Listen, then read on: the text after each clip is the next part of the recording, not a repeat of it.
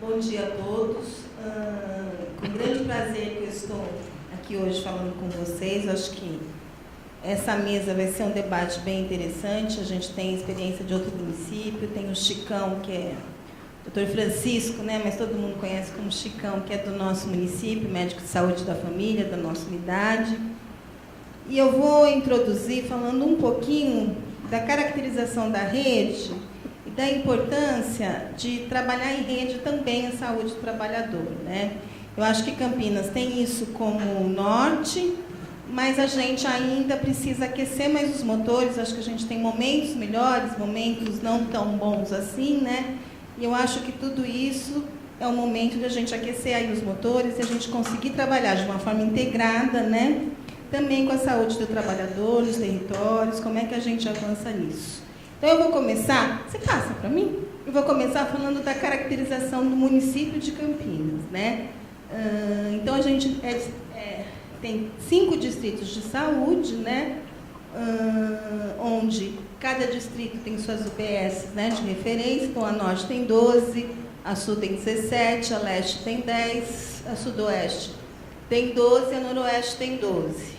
Né? Aí perfazendo 63 unidades de saúde, que a gente não fala de básica, a gente fala de primária, porque de básica elas não têm nada, né? São bem complexas, né? Aí, entrando um pouco nas outras áreas, a gente tem também 5 visas distritais, né? Cada um respectiva de cada distrito, né? E aí a gente entra nas outras referências, né? Então, a gente tem centros de referências, policlínicas, os ambulatórios, né? Os centros psicossociais, os centros de referência, de DST, enfim, a gente tem uma rede bem ampliada aí. Pode passar. E aí, a nossa porta de urgência e emergência, nós estamos no momento com 3 PAs, né? Que na realidade são UPAs, né? Que é a UPA São José, Anchieta e o Campo Grande, né? E também outras unidades, como o laboratório, o SADES, né, meu grande orgulho, de onde eu vim, o Serviço de Atendimento Domiciliar, a Boutique, a Casa da Oficina, os SECOS, o Centro de Educação do Trabalhador, o Disque Saúde e aí os serviços conveniados, né, do SUS. A PUC, o Mário Gatti, o Cândido, a Benê, a PAI, enfim, todos os nossos serviços conveniados. Aí também tem a Irmandade, que corresponde os leitos terciários e secundários do nosso município.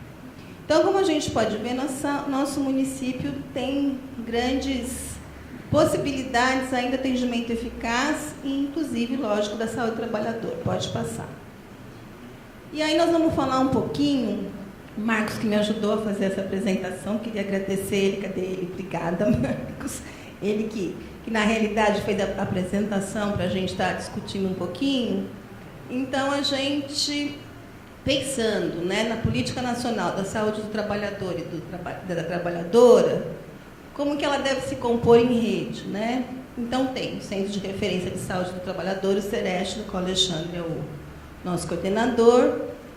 As ações de saúde do trabalhador na atenção básica, implementação das ações de vigilância e promoção em saúde do trabalhador, instituição e indicação de serviços de saúde do trabalhador de retaguarda de média e alta complexidade e a caracterização do nosso município como sentinela em saúde do trabalhador. A gente sabe que a gente é referência para a região, inclusive para outros municípios, né? Eu acho que isso é o mais importante no que eu queria focar, né? Então, como se fala da política e da rede, o que a gente tem hoje, né? A importância dessa integração em todos os serviços, tanto da atenção primária como da alta complexidade. E quando a gente fala um pouquinho da atenção primária, está para além de simplesmente da sensibilização, das aberturas das CATs, do cuidado, né? de entender a necessidade do nosso trabalhador, mas também olhar para o território, né, para as nossas realidades do território, onde cada unidade está descrito, e ali nós temos uma biodiversidade, inclusive de indústrias, de situações de vulnerabilidade, tanto na relação socioeconômica, mas também na relação do trabalho, né? Então, o quanto que é importante para a gente, a atenção primária, estar atenta a tudo isso e promover, junto com as demais instâncias, ações no sentido de qualificar a saúde do nosso trabalhador, né? Que é no território que tudo acontece, no território que as indústrias se encontram, no território que os trabalhadores residem, é no território que a gente tem essa condição aí de propor e estar com esse evento aí de conseguir, de uma forma bem abrangente, a olhar e trabalhar a saúde do trabalhador na sua amplitude, né? Para além só dos agravos, para além das queixas, para além das cargas. Bom, pode passar?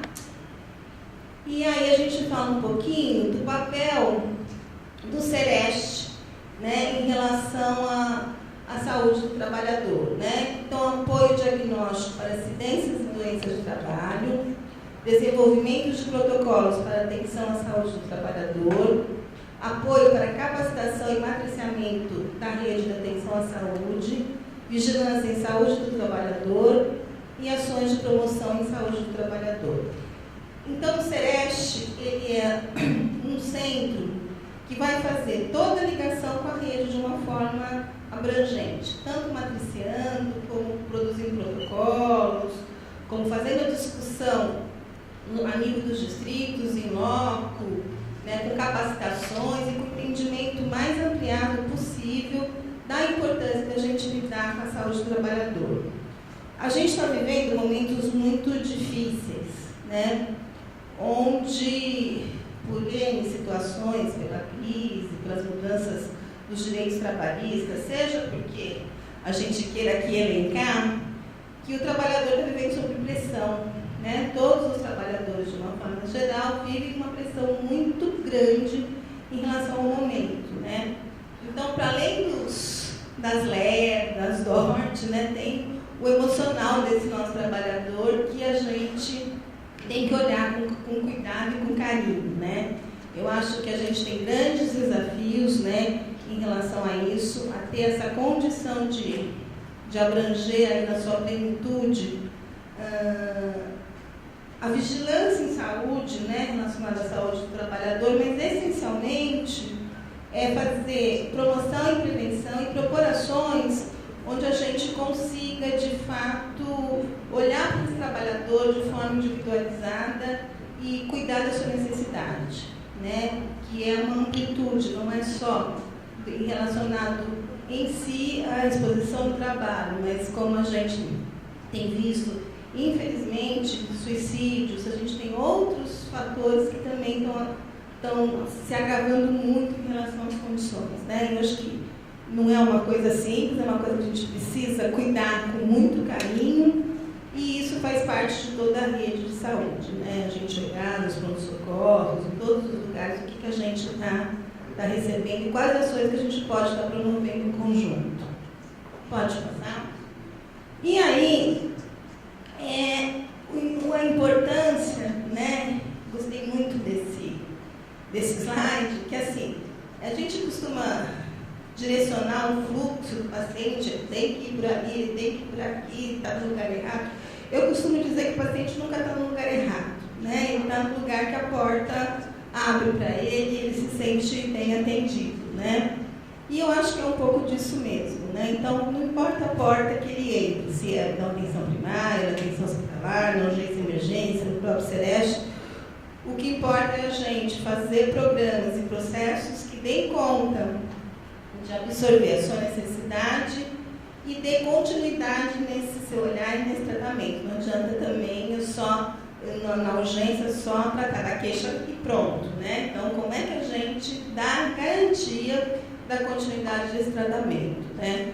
E aí eu acho que nós temos experiências maravilhosas para estar relatando, e acredito que o Chicão vai estar trazendo aí a experiência de uma unidade básica, onde se preocupa, olha e propõe algumas ações para isso, né? E também, eu acho que a gente vai abrir aí muita discussão, acho que nós estamos aquecendo aí a importância da gente se preocupar com a ação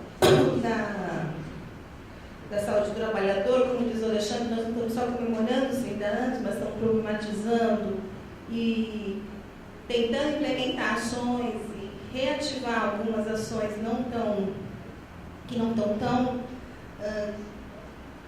vivas nas nossas unidades. Acho que as nossas unidades, né, elas têm momentos que a gente tem que cuidar disso, mas eu acho que é um tema de extrema importância que nós vamos sim abraçando aí junto, enquanto programa, capacitação.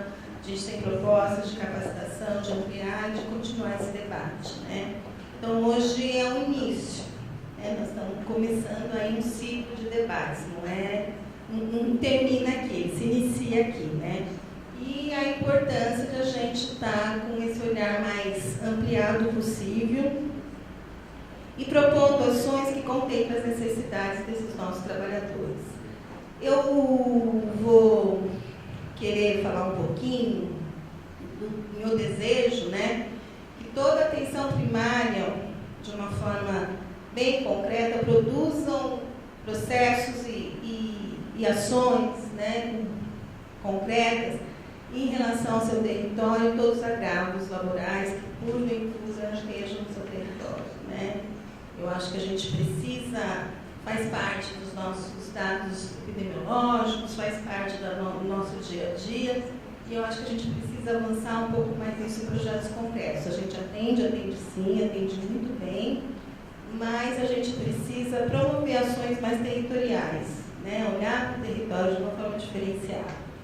Então, eu acho que isso é um grande avanço que a gente vai pôr em discussão, vai pôr em prática, no sentido de qualificar para dentro das unidades o olhar da saúde do trabalhador e de toda a diversidade do seu território, né? Como eu já disse, é ali que a coisa acontece, é ali que a vida acontece, né? Tanto a nível de moradia, mas também a nível dos trabalhos e dos locais de trabalho. Então, eu acho que era isso. Eu falei que eu ia falar um pouquinho, porque eu acho que o debate que é importante. Vou passar para os próximos palestrantes. E estou aqui, vou estar aqui com vocês para discutir e estar junto aí nas propostas. Muito obrigada.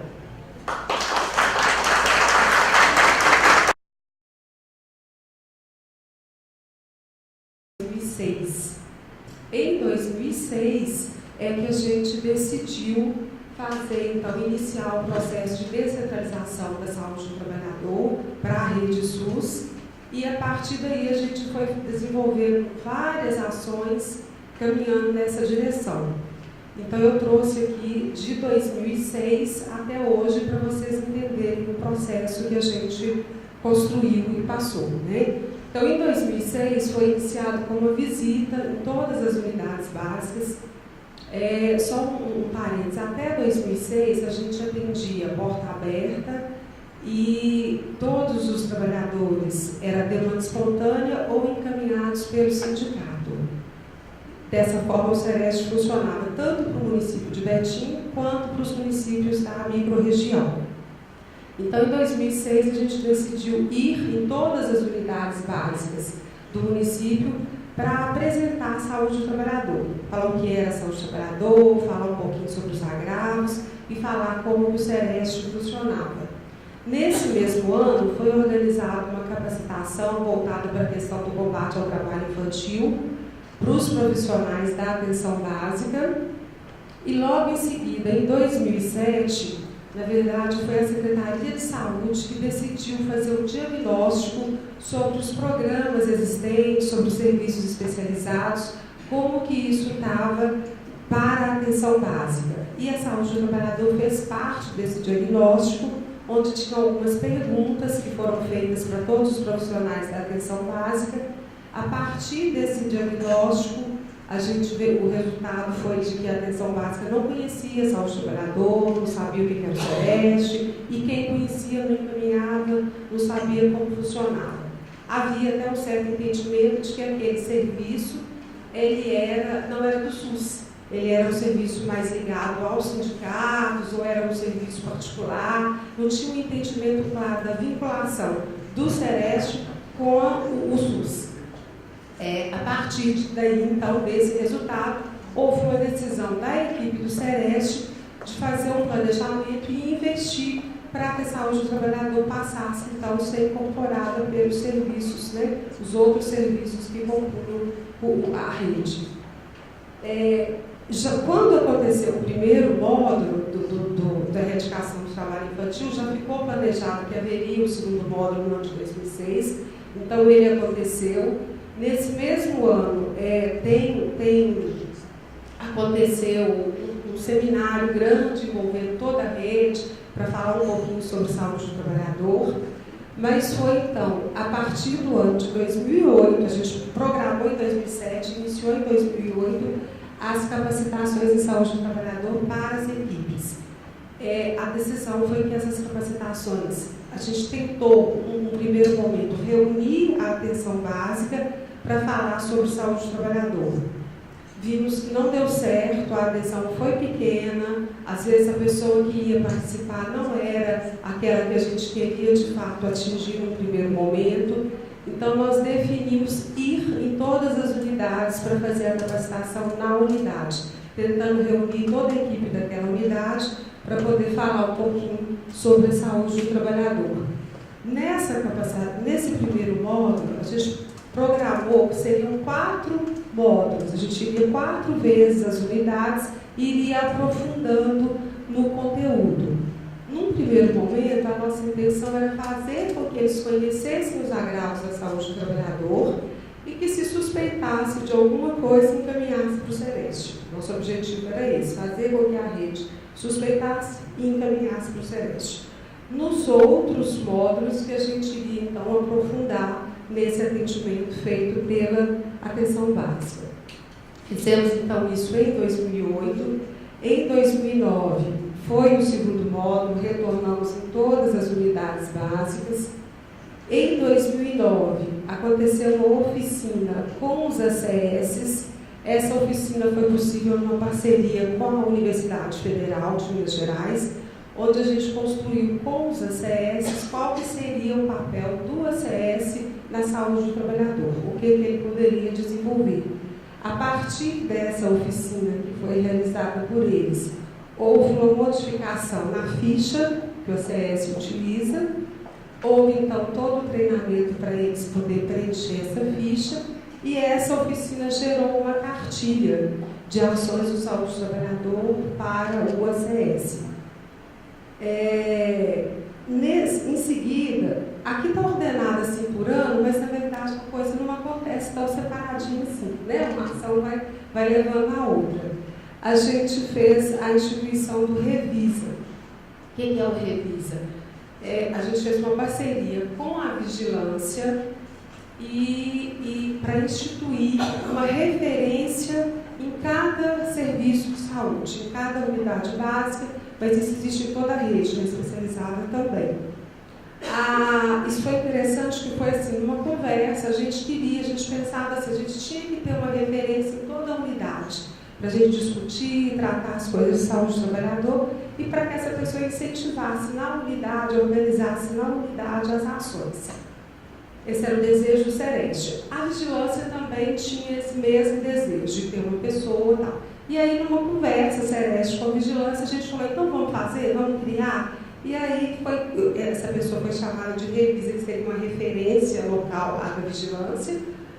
Mas, como foi um projeto feito em parceria Vigilância SEREST, o SEREST entrou com a capacitação, entrou com recurso, com material. Essa pessoa, a gente pensou dela ter um tempo dedicado à saúde do trabalhador. Então, nós capacitamos essa pessoa em todos os agravos da saúde do trabalhador, na notificação, de modo que ela seria uma referência da saúde do trabalhador naquela unidade. O Revisa funciona até hoje, né? Então, eles têm reunião mensais.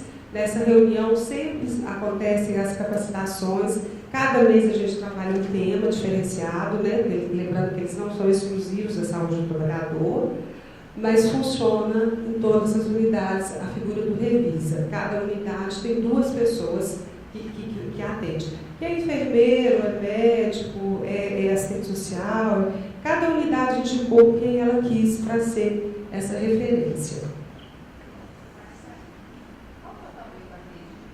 São 34 unidades básicas, tá? 102 equipes. Então, nós funcionamos desse modo, fazendo essas capacitações descentralizadas, fazendo esse trabalho. E aí, em 2012, a gente fez uma avaliação de que a gente tinha conseguido com que a rede encaminhasse para o SEREST. Depois eu vou mostrar os números ali, mas a gente conseguiu inverter aquela lógica da demanda espontânea para o encaminhamento, né, do feito pela rede.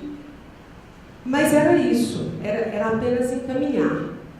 Qualificou muitos encaminhamentos, né, eles foram qualificados, mas a rede estava encaminhando. E aí a gente pensou, e aí, o que mais? Né? Como que a gente vai fazer para que eles façam lá, para que eles desenvolvam outras ações de saúde do trabalhador? E aí a gente decidiu, então, em 2002, iniciar o matriciamento da seguinte forma, indo mensalmente até as unidades, e aí nós selecionamos 3 unidades para fazer isso, porque a gente iria todo mês sentar com a equipe daquela unidade, lá na unidade, para discutir os casos da saúde do trabalhador. No planejamento, a gente fez, então, essas reuniões, elas eram compostas, num primeiro momento, de uma capacitação, de discussão de algum tema.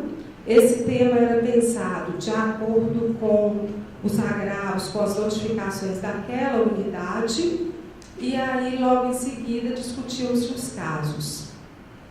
Fizemos essa proposta, esse projeto, ele foi aprovado, selecionamos as 3 unidades básicas que mais notificaram no ano anterior para começar o trabalho com eles. Num primeiro momento, nós levamos para a unidade aqueles casos que a gente atendia no SEREST, que haviam sido encaminhados por eles ou por outros serviços, às vezes chegou até o SEREST encaminhado pelo pronto-socorro, pela policlínica, por alguma unidade especializada ou pelo sindicato, chegou de algum modo. Nós selecionamos esses casos, levamos a unidade e iniciamos o matriciamento apresentando para eles o que a gente atendia daquela unidade, quais eram os casos. E aí discutindo então um pouquinho sobre aqueles agravos e pedindo a cada reunião, eles assumiam o compromisso de durante um mês separarem aqueles casos que eles atenderam e que poderia ter alguma relação com o trabalho. Durante o mês, essa equipe, uma dupla do SEREST, ficou, num primeiro momento, como responsável por cada unidade matriciada. Então, você tinha uma dupla que ia matriciar a unidade. Hoje já mudou, então, na frente eu vou falar disso. Mas essa dupla, ela ia e durante um mês ela ficava disponível no SEREST também para discutir as urgências que surgissem na unidade. À medida que começou o matriciamento, então aquela unidade matriciada, ela só iria encaminhar um trabalhador para o SEREST se após a discussão no matriciamento ficasse definido de que aquele trabalhador necessitava de algum atendimento lá no SEREST. Às vezes, na própria discussão do matriciamento, já definiu o encaminhamento do que faria, se precisaria de algum outro exame, se precisaria de alguma outra ação, se era um pedido de vigilância, e depois, então, o encaminhamento, se fosse o caso. Funcionou desse modo, então, em 2012, nas 3 unidades.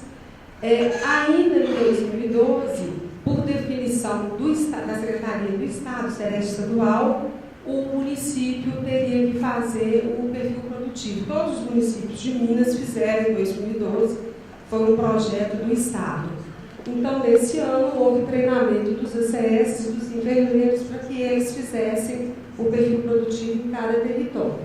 E aí, nesse treinamento que foi feito para todos os ACS, a gente entregou aquela cartilha que eu falei com vocês, que foi o fruto da oficina realizada com eles no ano de 2010. Em 2013, a gente então manteve o matriciamento junto com as capacitações descentralizadas. Isso a partir de 2012 foi acontecendo concomitante, mesmo porque o matriciamento era apenas 3 unidades que tinham, né? Então a gente manteve os 2 modelos, né, acontecendo. A gente fez o treinamento dos ACS em 2012, mas não foi possível fazer o perfil produtivo em 2012. Em 2013, então, novamente, todos os ACS foram recapacitados para fazer o perfil produtivo, porque quando chegou a hora de fazer, eles falaram, não lembro mais, não sei o que é. Aí a gente viu que precisava de fazer uma nova capacitação para eles. Foi feito o perfil produtivo, né? Eles fizeram todo o levantamento de dados, o Sereste fez a consolidação, e aí foi no ano seguinte feita a devolutiva para os ACS do perfil produtivo. Isso foi muito bacana, tá?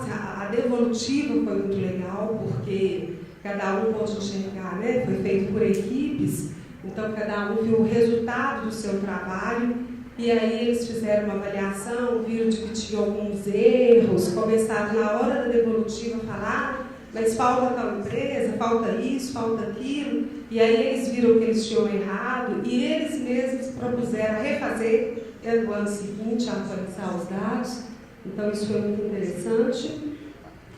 E aí, em 2013, a gente ampliou, a partir daquelas 3 unidades que a gente começou o matriciamento, foi feito durante todo o ano. No final do ano foi feita uma avaliação com os profissionais envolvidos, eles acharam a avaliação foi positiva, e aí no ano de 2013 a gente implantou em mais uma unidade básica.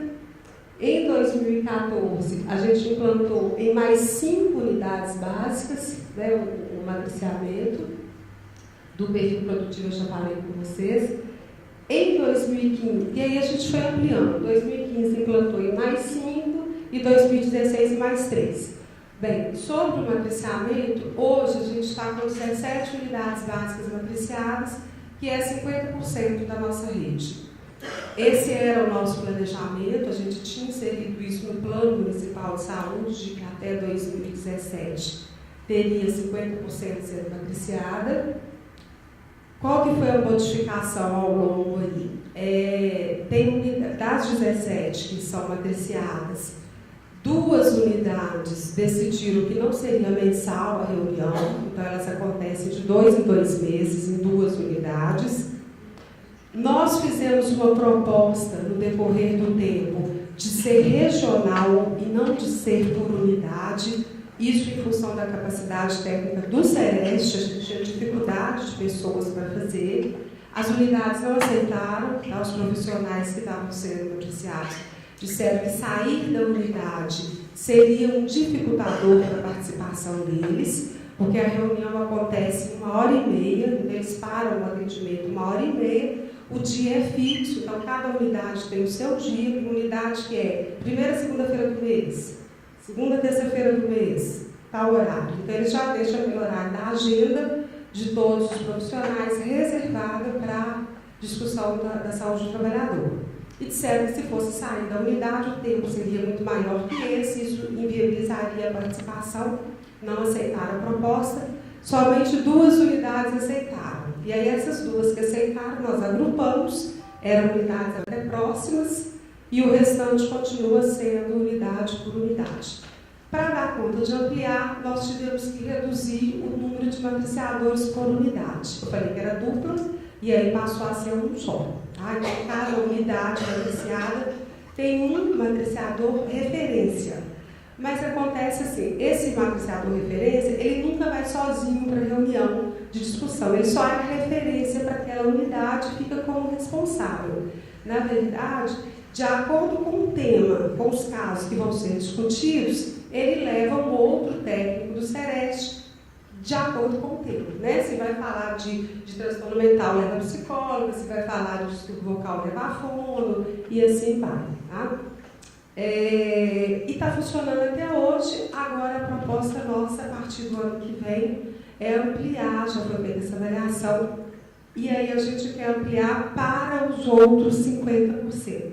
Nosso plano é que no ano que vem a gente consiga matriciar todas, isso em função do protocolo, que eu vou falar com vocês depois, está urgente, a gente está sendo cobrado por isso, então nós vamos pegar as outras 50% aí e estender o matriciamento. Sobre isso, deu para a gente, à medida que a gente começou o matriciamento, a gente foi fazendo avaliação sobre aquelas capacitações descentralizadas. A gente ia até as unidades para poder fazer. Quando a gente fazia a capacitação fora, chamando todo mundo, chamando todos os profissionais, eu falei, né, às vezes, normalmente, quem ia era o profissional que estava disponível na unidade para poder ir, e nem sempre era o técnico, era quem a gente queria atingir. Quando nós começamos a fazer descentralizado, indo até a unidade, num primeiro momento a gente conseguia agregar todo mundo para participar. Depois começou a acontecer nos outros módulos a mesma coisa que acontecia nas centralizadas. Às vezes a gente chegava na unidade para fazer a capacitação e quem participava da capacitação era o pessoal administrativo, eram os agentes de limpeza, era o pessoal do serviço de apoio. Não que eles não precisem da capacitação, mas não era o público-alvo para aquele tema que a gente tinha levado. E aí a gente fez então uma avaliação de que aquilo também não estava legal e resolveu cortar, né? Eram 4 módulos previstos inicialmente, a gente encerrou no terceiro, teve unidade que encerrou no segundo, nem chegou a completar o terceiro. E aí discutimos com eles de que forma que seria, como que isso poderia dar resultado. E a sugestão foi que a gente fizesse por categoria, né? E aí a gente voltou a fazer centralizado, a gente faz lá no Celeste, mas nós vamos fazer capacitação para os médicos da atenção básica, nós vamos fazer capacitação para os enfermeiros, nós vamos fazer capacitação para os ACS, e aí a gente está fazendo centralizado, grupos menores, mas, né, coloca várias turmas, vários horários para que possa todo mundo participar, mas aí focado naquilo que aquela categoria precisa desenvolver, precisa realizar. Isso deu certo, isso na avaliação dos participantes. E, nossa, esse tipo de capacitação produziu um resultado muito melhor. Tá? Então, a gente mantém esse tipo de capacitação, mesmo tendo um matriciamento, a gente chama e faz sempre com grupos pequenos. E uma coisa que foi a partir deles também e que deu um resultado nessas capacitações é sempre discutindo casos concretos. Sabe, que a gente leva, fala de um tema, mas aí traz casos, né? E traz para eles esses casos, coloca isso na realidade. Porque senão a gente fica, fala que eles precisam fazer, mas não há um entendimento de como fazer o quê, fazer de que jeito. Então eles gostaram muito, foi o retorno que a gente teve, de fazer em todas as capacitações, trazer casos para serem discutidos, para serem tratados nas capacitações. Eu estava em que ano? Me perdi, gente. Eu fui misturando, vocês viram, né? Então, em 2014, a gente fez a devolutiva, eu já falei, fez a atualização, foi ampliando o matriciamento, né? Bom, agora, em que ponto que a gente chegou, então? Ampliou o matriciamento, o perfil produtivo. No início, a gente tinha um entendimento de que ele deveria ser atualizado anualmente. Agora, a gente já avaliou que nós vamos atualizar a cada 4 anos, né? A gente vai fazer isso sempre no penúltimo ano da gestão, a gente vai fazer a atualização dele. A capacitação que eu falei com vocês por categoria, em 2015 teve para os médicos, para os técnicos de nível superior, os outros técnicos. E aí, em 2015, a partir disso tudo, né, então, das capacitações, do matriciamento, de tudo que a gente fazia, ainda assim ficava aquele questionamento de como fazer, né, o que fazer. Então, e mesmo nas reuniões de matriciamento, às vezes a gente chegava para discutir um determinado mês, aí a equipe a gente falava, e aí, qual caso vocês trouxeram? Nenhum. Não tive nenhum caso assim, né? Atendi nada. E a gente ficava com aquilo, mas como assim, né? Um mês de atendimento, um mês de trabalho, nenhuma suspeita, né, de algum adoecimento estar relacionado ao trabalho. E a coisa não ia, né?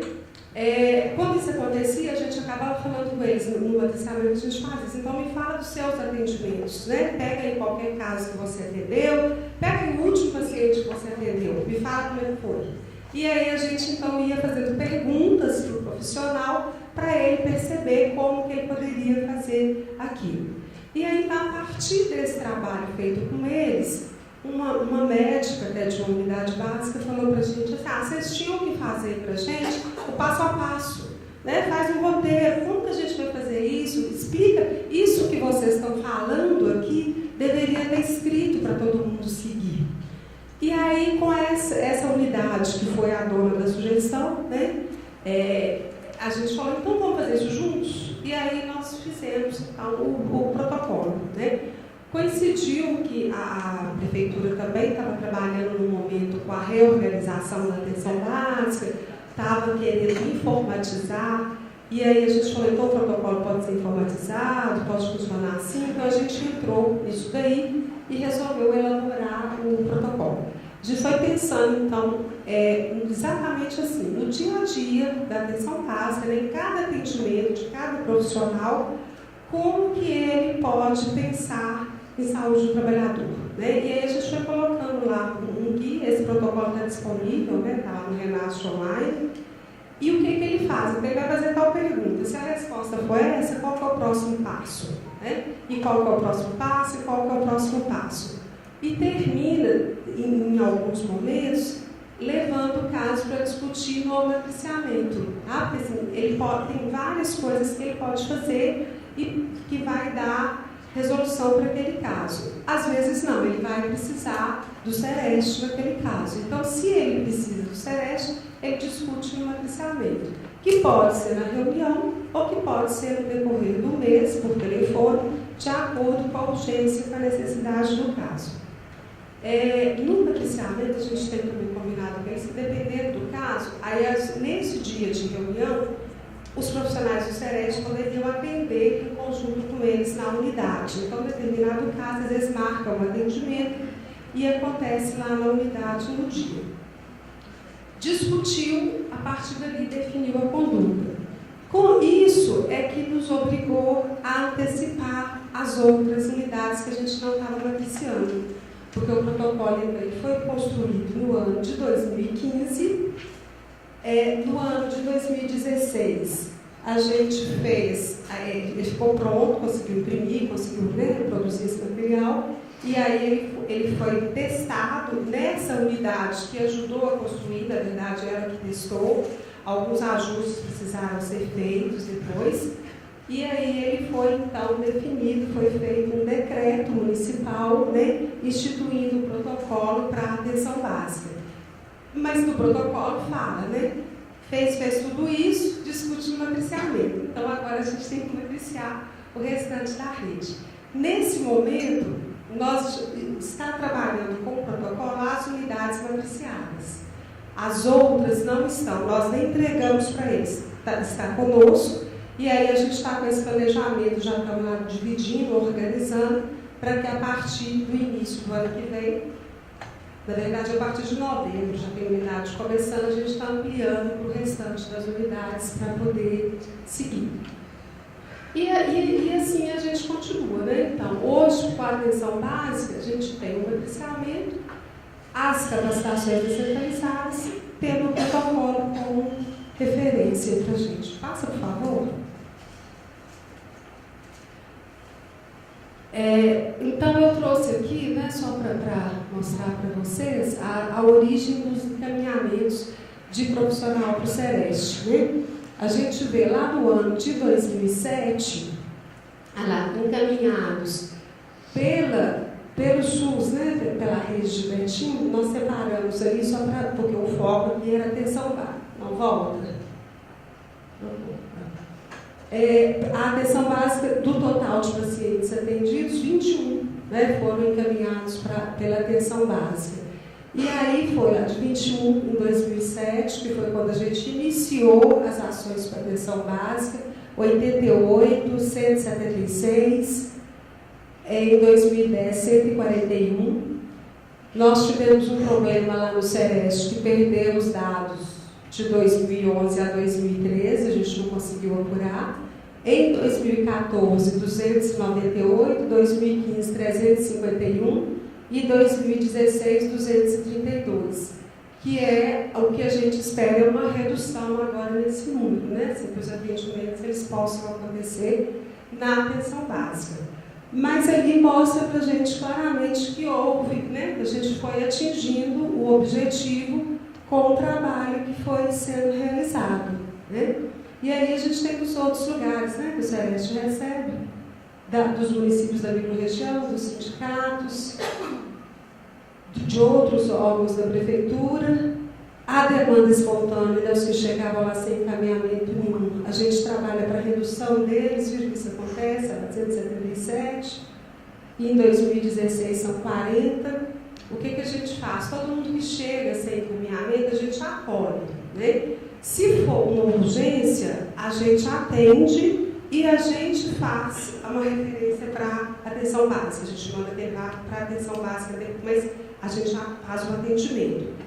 Se não for uma urgência, a gente acolhe, escuta o que é, mas orienta que ele deve procurar a atenção básica, faz o encaminhamento para ele por escrito, pede para que ele vá lá, que ele vai ser atendido por lá, e que lá eles vão dar os encaminhamentos que forem necessários, porque não significa que a atenção básica vai encaminhar para o Celeste, né? Eles vão fazer aquilo que ele precisa com relação à saúde do trabalhador. Pode passar.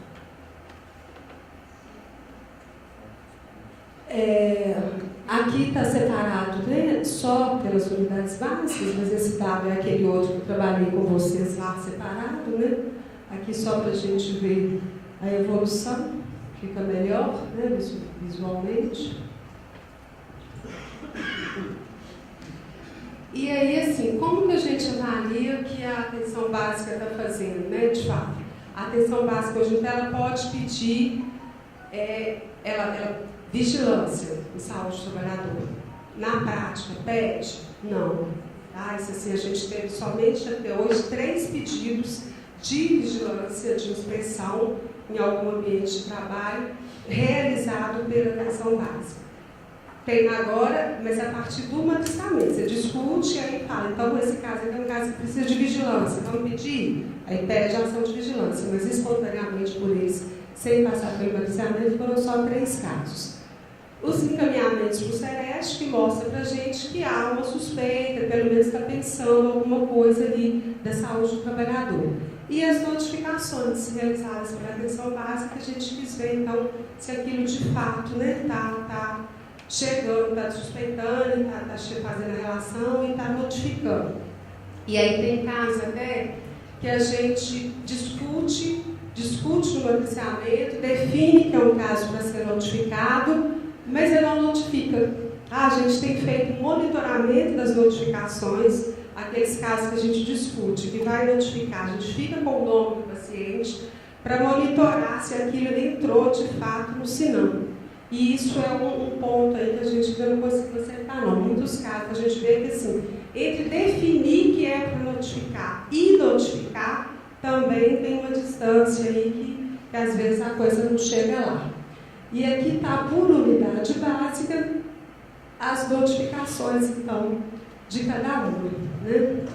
Olha lá, uma unidade básica 24, 42, 5, 12, aqui ao longo dos anos, né? Na verdade, se a gente pegar em 2007, isso aqui é só mesmo a título de, né, para ilustrar para vocês aí como é que está a realidade hoje. Está vendo? A quantidade de 0 é enorme, né? Então, assim, o trabalho é difícil. Aqui, né, o restante das unidades básicas. Mas de 2007 a 2016, então, a gente tinha lá 3 unidades notificando, né, em 2007, 3, 6, 38, 76, 95, 55, 151, né, em 2015, foi o maior número ali, e 109 em 2016. De qualquer modo, para quem partiu de 3, né, a gente vê que tem um resultado nesse trabalho. Isso, gente. A experiência de Betinho com a atenção básica, mas, assim, nós temos muita dificuldade, estamos caminhando, a gente discute, e discute muito com quem está participando, né, com as unidades, principalmente com as que estão sendo matriciadas, a equipe do Celeste, quem está envolvido nesse trabalho, e aí a gente vai ajustando, a gente vai discutindo, ver o que está dando certo, o que não está, vamos ajustando, vamos modificando, para atingir a nossa meta.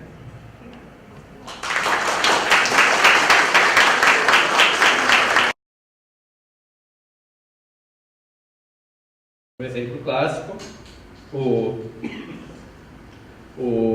homem primitivo lá da época das cavernas precisa abrir um coco, aí ele inventa um machado para abrir o coco. Ele primeiro teve uma necessidade, depois ele planejou algo que seria uma tarefa, desenvolveu ferramentas e com isso abriu o coco, contribuiu para o desenvolvimento das forças produtivas e realizou um trabalho que foi, com esse instrumento, abrir o coco. Então, com base num planejamento prévio, numa ideação prévia, diferente do que acontece nos animais, na questão do que acontece com a atividade dos outros animais. Talvez os macacos hoje deixem a gente um pouquinho na dúvida com isso, porque cada vez mais descobre que tem inteligência parecida com a humana, mas o trabalho é uma característica humana nesse sentido de ter uma ideação prévia e uma atividade com fins a atender uma necessidade. Desculpa. No capitalismo, e a gente vive no capitalismo aqui, o trabalho está na lógica do trabalho assalariado, do trabalho expropriado, do trabalho alienado. O trabalhador ele vende a sua força de trabalho para alguém, esse alguém detém os meios de produção e o trabalhador faz isso porque ele precisa sobreviver. Talvez pareça uma coisa antiga essa formulação, talvez em tempos de Uber seja difícil a gente entender que ainda é assim. Eu defendo que ainda é assim. Ainda que o carro do motorista do Uber seja dele, a rigor, ele só se transforma num meio de produção na hora que a pessoa está usando o aplicativo Uber e sujeito a deixar 25% do que ele receber com a empresa Uber. Ou seja, tem uma relação de o carro vira meio de produção porque existe uma empresa que faz isso acontecer. Então, ainda que um pouquinho diferente da fábrica no século XVIII, estamos falando sim de uma venda de força de trabalho para alguém que detém, de alguma forma, através do aplicativo, a propriedade do meio de produção. O aplicativo, mais imaterial que ele seja, ele é um meio de produção, e aí o carro só vira meio de produção no Uber quando tem isso. Então, defender a atualidade disso.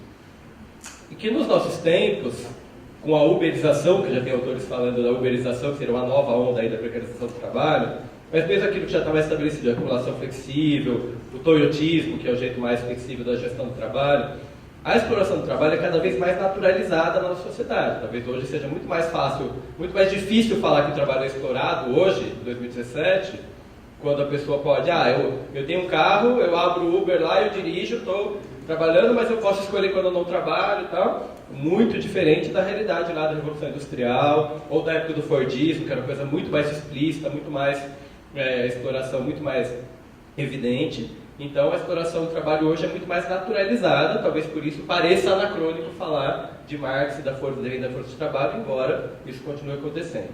E aí estou falando do Uber, porque é legal a gente dialogar com a realidade atual, né?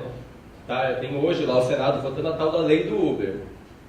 Também está aí na polêmica toda a gente chama na Frente Nacional contra a Privatização de contra-reforma da Previdência ou contra-reforma trabalhista, para deixar claro que não é algo progressivo que vai melhorar alguma coisa, é um retrocesso, por isso contra-reforma. A contra-reforma da Previdência ou a contra-reforma trabalhista, ou a portaria do trabalho escravo, ou mesmo a lei do Uber, tem questões relacionadas ao trabalho na sua centralidade. Você está falando do trabalho escravo e da reforma trabalhista, é um pouco mais fácil enxergar isso, né? Você está falando centralmente de trabalho. Você está falando, na reforma previdenciária, você está falando de trabalhar mais tempo, de trabalhar até morrer, de ter uma contribuição maior, de uma porção maior daquele valor que você gerou ficar com o Estado ou com o banco que vai administrar a previdência privada e não com você mesmo. Então tem trabalho nessas questões todas. Mas, se você olhar o debate público, olhar para a grande imprensa, pouco se fala sobre o trabalho em si. Fala da reforma da Previdência como a necessidade da economia, a necessidade de equilibrar as contas e tal, e não se fala que é com o objetivo, entre outras coisas, lógico que tem a ver também com sobrar mais dinheiro para os juros da dívida, mas também tem a ver com mexer nesse mundo do trabalho e atendendo às necessidades do capital de aumentar a exploração diante da conjuntura atual, de crise econômica, outras questões. Então, se a gente procurar, a gente vai encontrar por trás dessas grandes polêmicas todas o trabalho explorado e, portanto, a contradição de classe, capital trabalho, em todas elas. E aí o Uber é um exemplo muito concreto, provavelmente muitos de nós aqui usemos Uber no nosso dia a dia ou numa viagem e tal, porque é muito prático, como valor de uso para quem usa, quem contrata, é muito prático, uma coisa inovadora.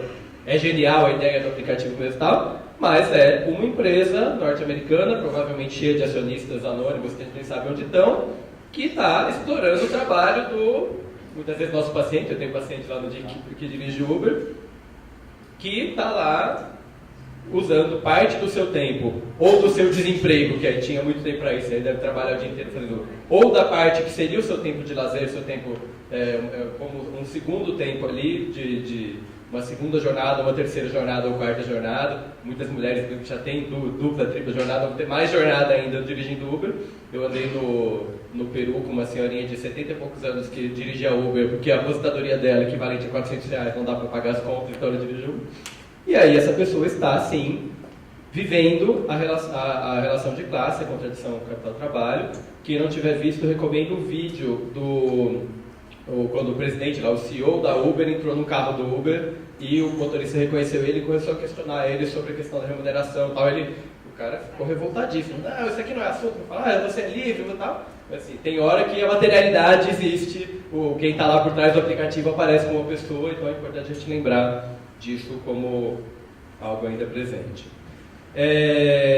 Essa naturalização da exploração do trabalho, associada a questões aí políticas como as crises da esquerda, do sindicalismo, mundial, não só do Brasil, não estou falando só do momento atual aqui, embora o momento atual seja muito relevante aqui nesse sentido, um apassivamento da classe trabalhadora e questões também como desemprego, crise econômica, a queda das taxas de lucro, que é uma questão estrutural do capitalismo hoje também, levam a um aumento da superexploração e do adoecimento relacionado ao trabalho.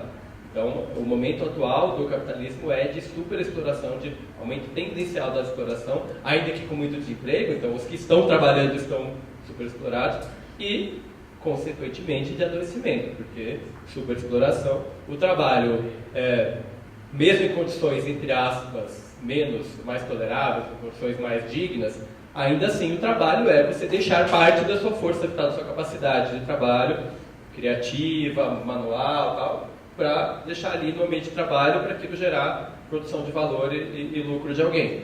A superexploração, evidentemente, mais ainda do que uma exploração num ritmo mais habitual, leva a maior adoecimento, tanto físico quanto psíquico, o que aparece bastante nas falas aqui. Então, concluindo essa primeira parte sobre a base mais teórica, eu tenho acordo com o que o Ricardo Antunes coloca sobre a reafirmação da centralidade do trabalho. O Ricardo Antunes, professor aqui da Unicamp, para quem não conhece, da Sociologia do Trabalho, é uma reafirmação do trabalho como categoria central, apesar da complexificação e interpretação dos tipos de trabalho, da questão cada vez mais complexa de definir se o trabalho é material e imaterial, se é do setor de serviços ou que é indústria e tal. Cada vez mais é difícil compreender a realidade do trabalho, mas ainda assim não devemos negar nem considerar superada a questão do trabalho, muito pelo contrário. Então esse é o ponto de partida de onde eu falo. Colocando a questão da saúde do trabalhador como prioridade para o SUS.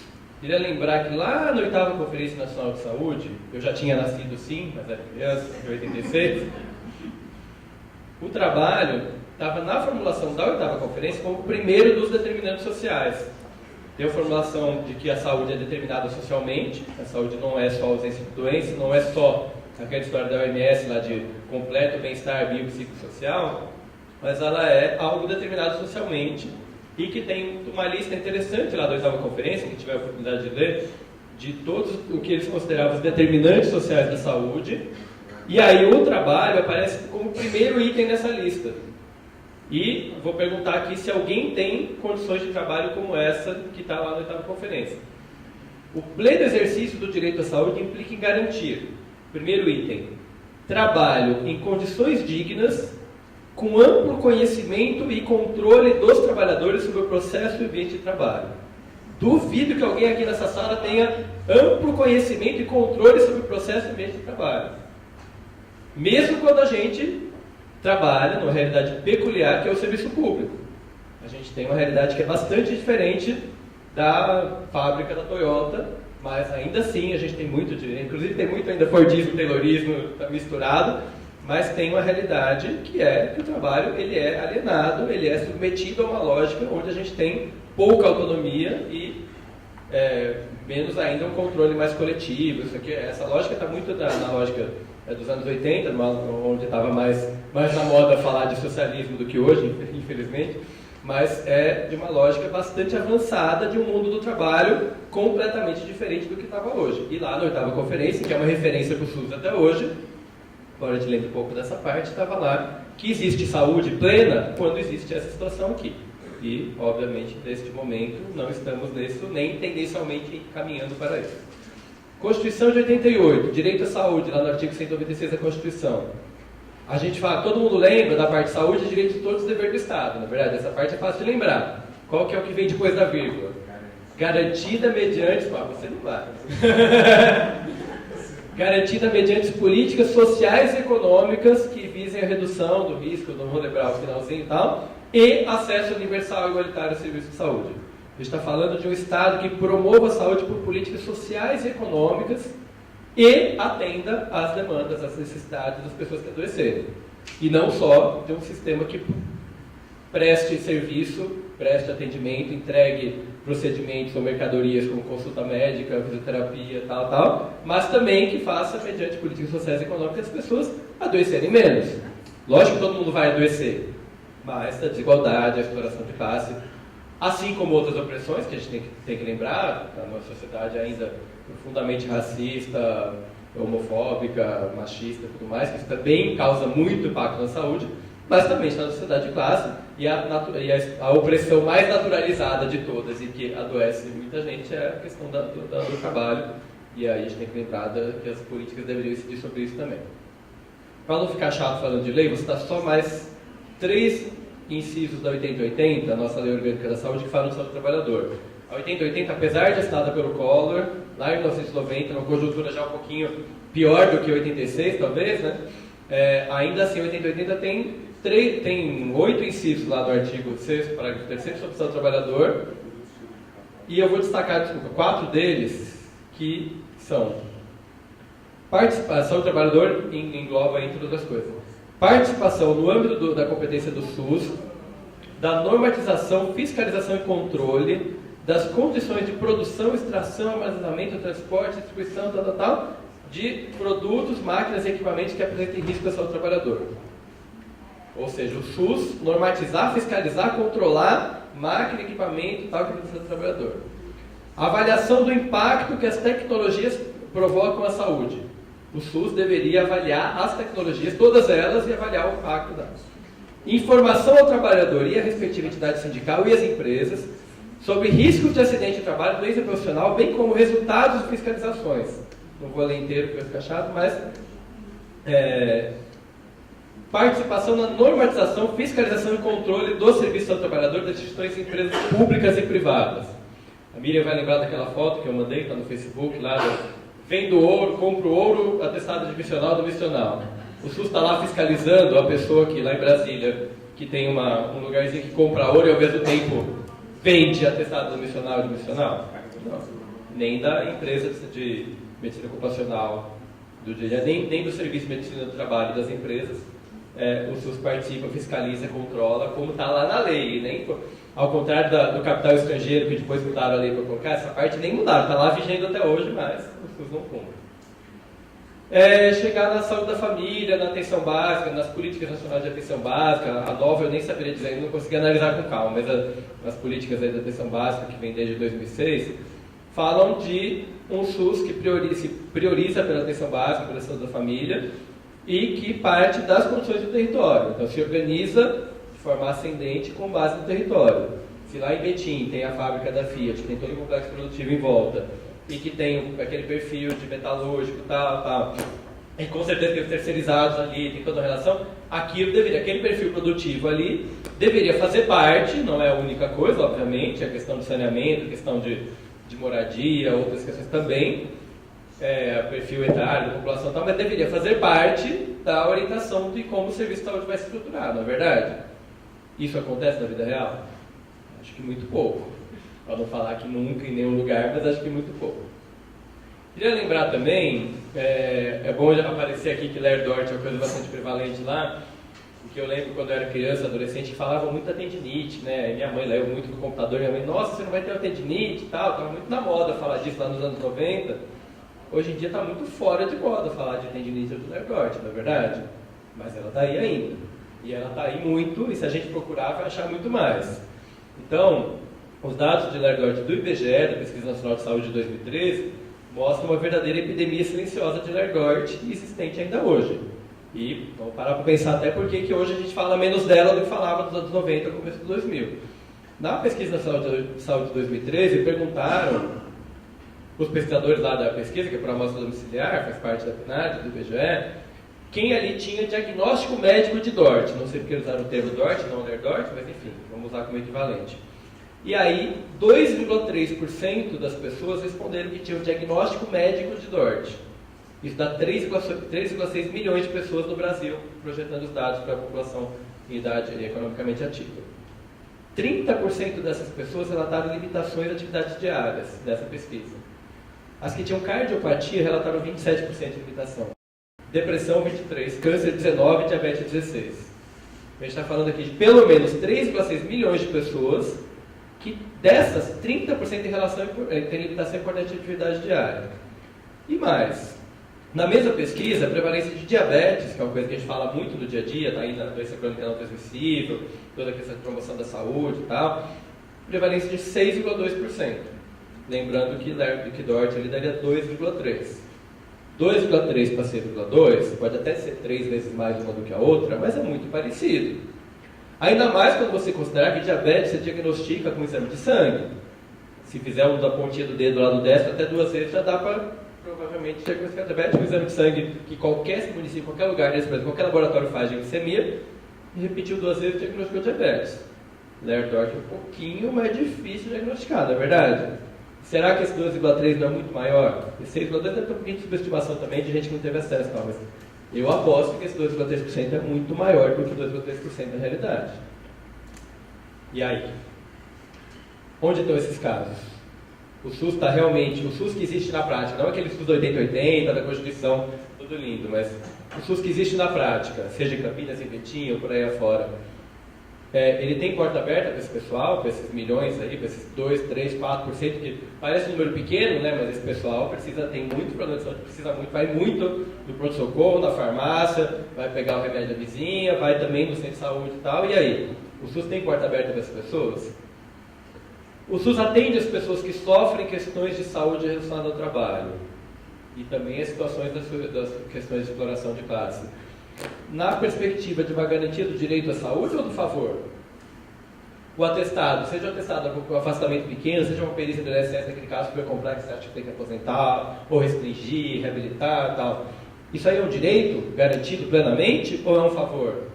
É uma coisa que aquele paciente chega, nossa, aquele paciente de novo vai ter perícia e tal.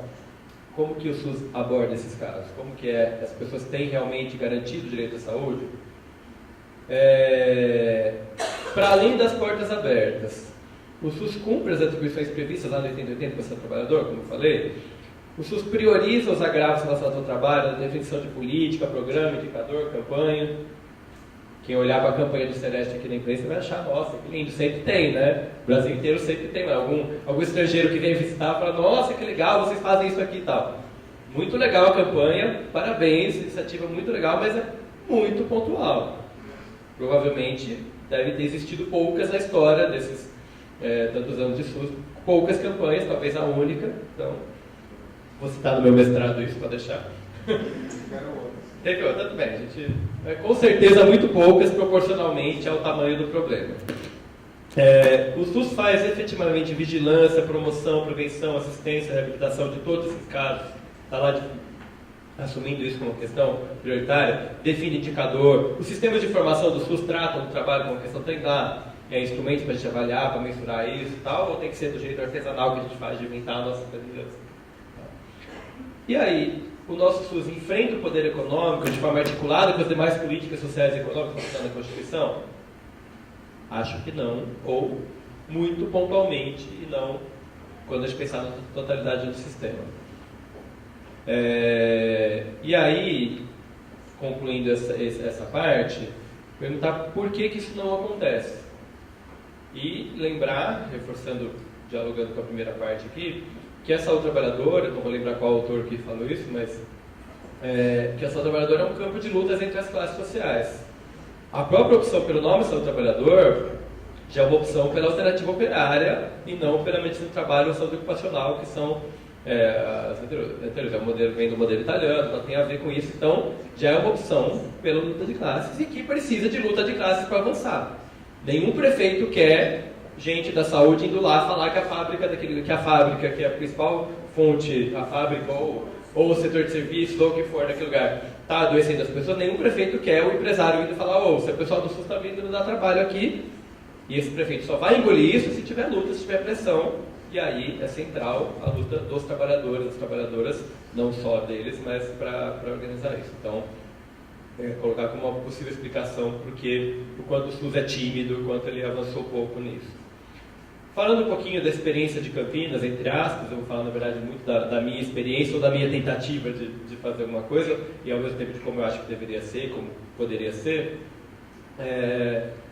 Colocar que eu venho de uma graduação em medicina na USP, em São Paulo, onde praticamente não tive nenhum contato com o seu trabalhador, uma outra aula teórica pontual, nenhuma disciplina específica, muito menos no estágio prático, nem sabia que existia Sereste, nunca tive contato lá em São Paulo com isso, apesar de existir Sereste em São Paulo. Então. Aqui na residência, eu vim fazer residência na medicina de família aqui em Campinas, depois fiz um ano adicional na preventiva, na saúde coletiva. E aí tive lá umas poucas aulas teóricas, seja com a Andréia lá na residência mesmo, lá no Unicamp, seja com a Vera lá em Amparo, onde era nosso campo de prática, lá, dando formação para o pessoal da rede lá. A gente, na residência, pegou carona, como o residente tem que fazer mesmo, pegar carona nas coisas que acontecem, faz parte. E aí, tive um pouquinho lá de aula teórica, venho de uma questão de uma trajetória de militância, então estava interessado ali também nisso pela questão de militância, mas aí o que me marcou e me fez passar a militar, né, próximo da área, querer estudar isso, como eu estou fazendo agora, foi chegar lá na ponta, lá em Amparo, na unidade da família de Amparo, e descobrir que tanto a saúde mental quanto a saúde trabalhador, que andam muito juntas inclusive, eram muito prevalentes no território, lá em Amparo. Nem estou falando aqui de Campinas, que é a cidade ainda mais industrial. Nossa, aquilo lá que estão falando na aula tem a ver com o que meus pacientes aqui precisam. E muito. E fala, nossa, é bastante gente. E eles dão muito trabalho. Eles vêm toda hora no posto, eles estão com dor direto. Eles vêm, estão sofrendo, estão deprimidos porque tem lá a empresa, a indústria lá, que tem uma prática de assédio moral e tal. E aí ao mesmo tempo tem uma Lerdort, ao mesmo tempo tem isso lá, ainda tinha agrotóxico, outras questões de um pouquinho de área rural e tal. Opa, isso aí é algo que a gente precisa, na lógica da atenção básica aqui. Se está no território, é nosso, pode não ser só nosso, mas é nosso. E aí a gente vai ter porta aberta para aquilo e assumir o caso e conduzir e acionar quem precisa acionar, mas vai manter ali e acompanhar. Então, nessa lógica que eu fui me aproximar dessa trabalhadora. Me formei, acabei a residência, vim trabalhar aqui no DIC 3, sou médico de família da equipe vermelha, que tem de 6 a 8 mil pessoas. Primeiro problema que aparece aqui, que em Campinas a gente não tem muito certa coisa de cadastro, de área definida e tal, tem que demarcar isso. Uma área ali de ocupação antiga, área de ocupação ainda irregular, tal, mas antiga, a gente que está lá há 30 anos, 40 anos, essencialmente de trabalhadores. Tem sim o dono da padaria, tem sei lá o pequeno empresário, lógico que tem muito autônomo por aí, muito pequeno também, mas estão muito mais perto dos trabalhadores da ponta do que de grandes empresários, logicamente. E aí tem trabalhadores dos mais precários, então tem lá o catador de reciclável, diarista, manicure, os autônomos de todo tipo, né? Cuida que ele faz tudo. Mulher muitas vezes é diarista, homem muitas vezes, diarista e manicure às vezes ao mesmo tempo, cuidadora e tal, e homem muitas vezes que ele faz tudo de construção civil, né? Vai de pedreiro, ajudante de pedreiro, servente de pedreiro, pintor, encanador, carpida terreno e tal. Então, muita gente com essa inserção bastante precarizada e subalterna no mercado de trabalho, muito desempregado, um tanto de aposentado por invalidez precoce, então quem sofre acidente, quem aposenta, é muito raro a gente alguém aposentar por Lerdort, a INSS cada vez mais está difícil nisso, mas ainda tem um ou outro que aposenta por invalidez por Lerdort.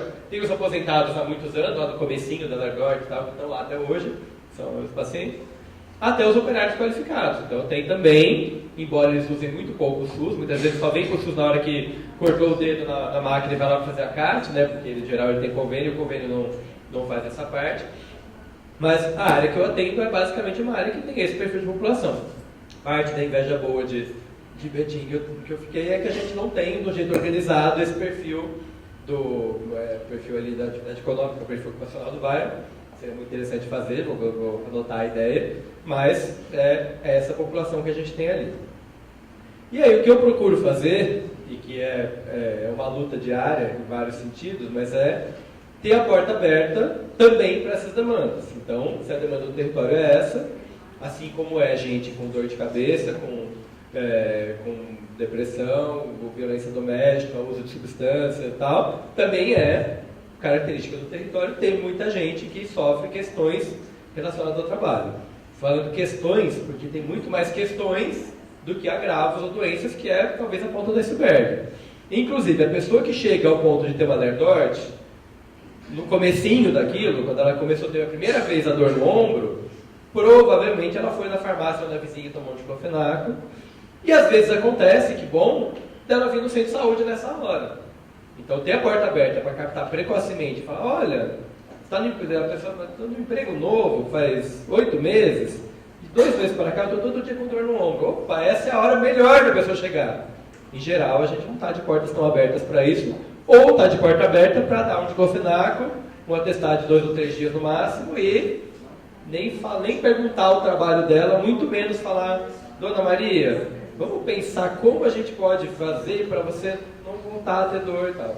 Então, acho que a questão é tentar ter porta aberta para o território, não só para atender, sim, dor, que vai chegar na lerdorte em algum momento, mas é muita dor também, muita lombalgia, muita coisa, e muito misturado com o sofrimento psíquico também, e o sofrimento psíquico também dói, e também muitas vezes chega pela dor, e não, a pessoa não chega, estou deprimida, chega, estou com dor de cabeça, dor na coluna, tal, você vai ver, tem a ver.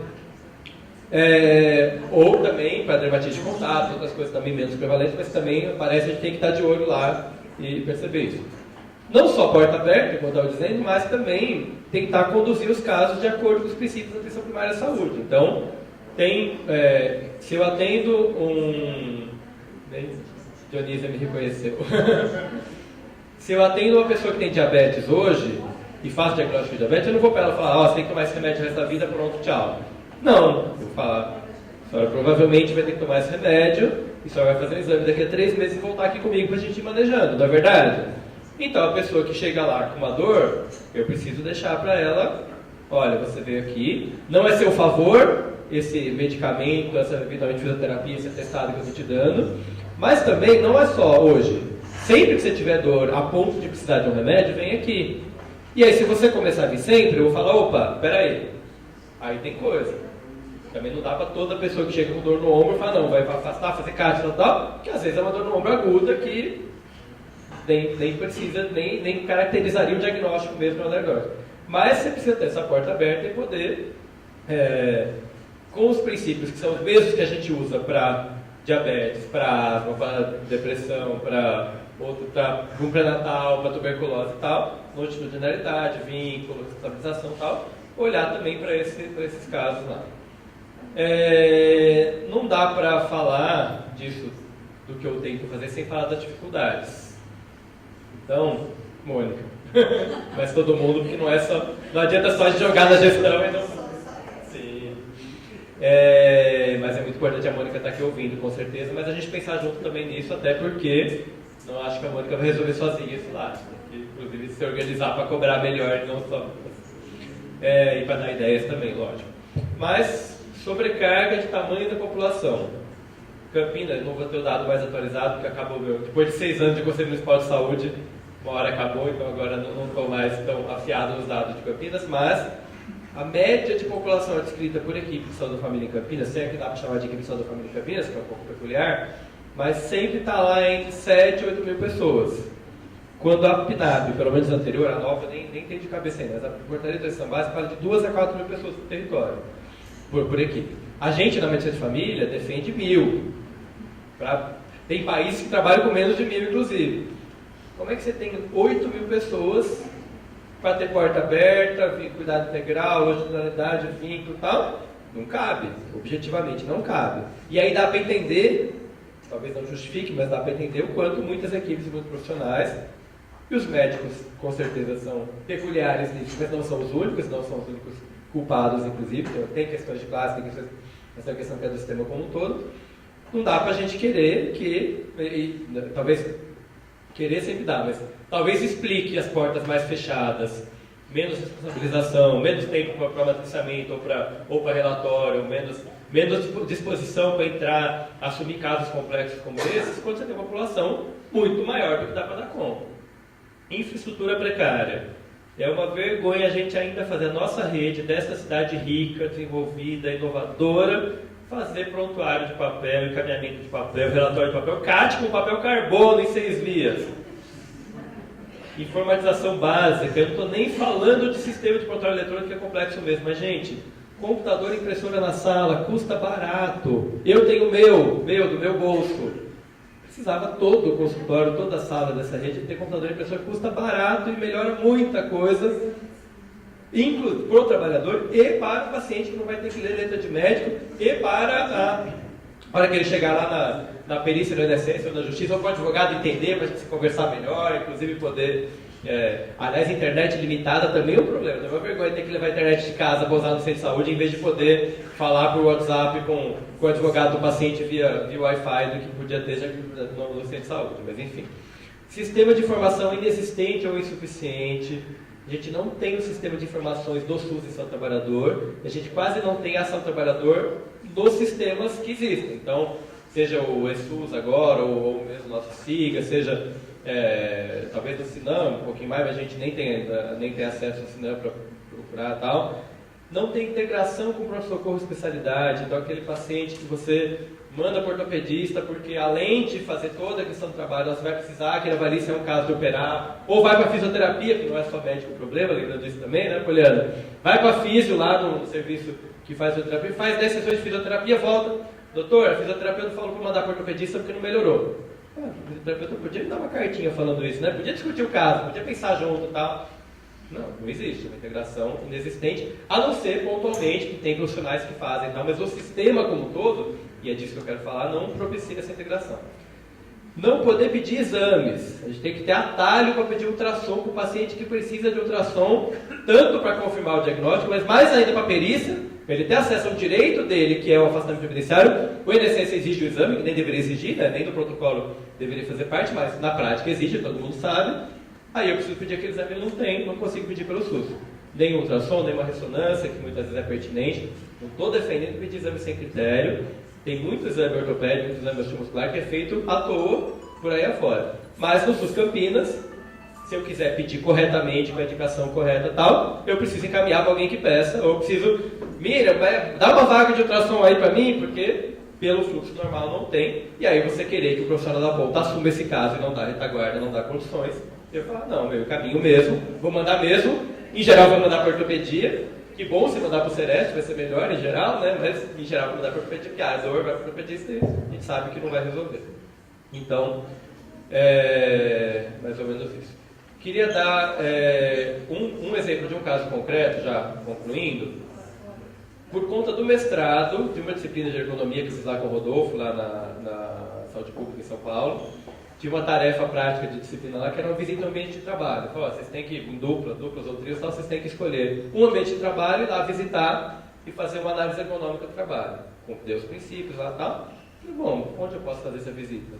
Minha paciente. Lembrei de uma paciente minha que tem em casa a oficina de costura. Opa, vamos lá. Liguei para ela, falei com ela, tal. Não, lógico, doutor, pode vir, tal. Muito mais fácil fazer isso do que lá numa fábrica tentar entrar para observar o ambiente de trabalho, né?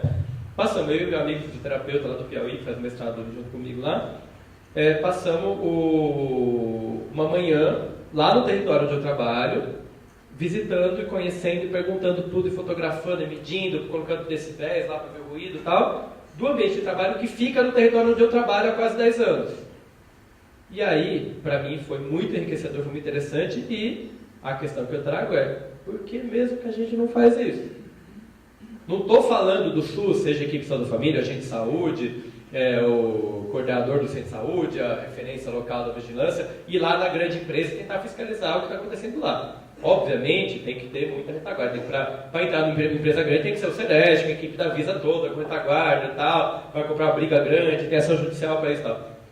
Para conhecer a oficina de costura da dona Cidésia, que a minha paciente confia em mim, que se eu falar uma coisa e perceber ali, tá, ela vai, nossa, é mesmo, essa mesa aqui está ruim, esse ritmo que a gente faz de trabalho está excessivo, vamos pensar alguma coisa ali, reduzir danos ali daquele ambiente, perceber o que tem de potencialmente ali de adoecedor.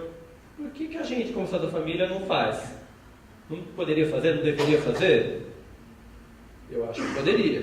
Eu acho que faz tanto sentido isso no pequeno ambiente de trabalho lá, no que for receptivo, que o que não for receptivo já precisa de ajuda mesmo e tal, mas esse tipo de coisa provavelmente vai ser receptivo. Acho que faz tanto sentido quanto, ou mais, procurar criador de dengue nas casas, como o SUS faz. Por que a questão que é do trabalho fica de fora e ao contrário das coisas mais ambientais e tal?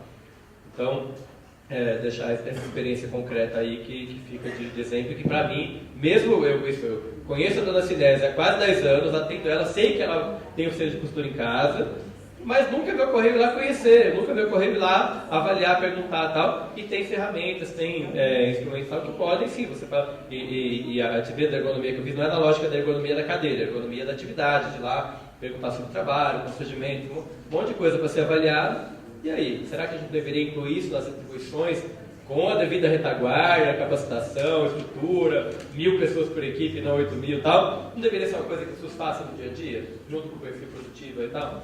Então, deixar essa questão. Para concluir, eu queria colocar só muito rapidamente, que eu sei que tem que estar estourando, que eu acredito muito mais na organização da classe trabalhadora do que no Estado e nas instituições.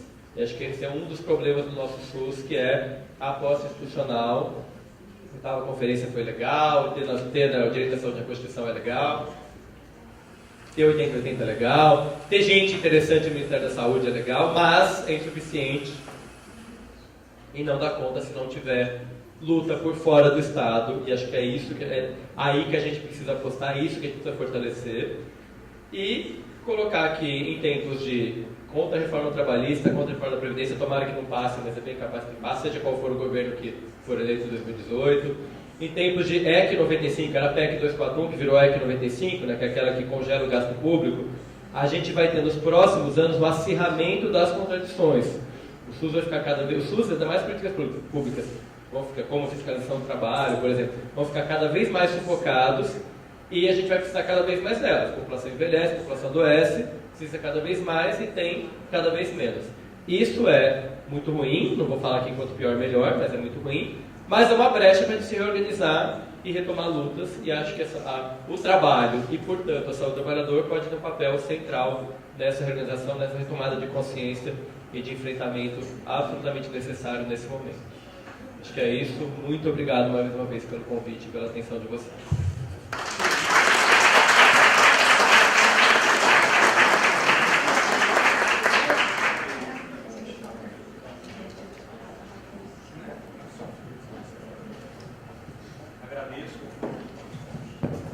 Agradeço ao Chicão pelas palavras, parabéns pelo trabalho que você realiza lá, Chicão. Bom, agora a gente vai dar início ao debate. Queria convidar o Marcos Sabino, médico sanitarista da equipe do SEREST, para coordenar essa parte do nosso ciclo de debates. E para compor a mesa, eu convidaria a Mônica, a Márcia Lazarino e o Francisco para virem até aqui.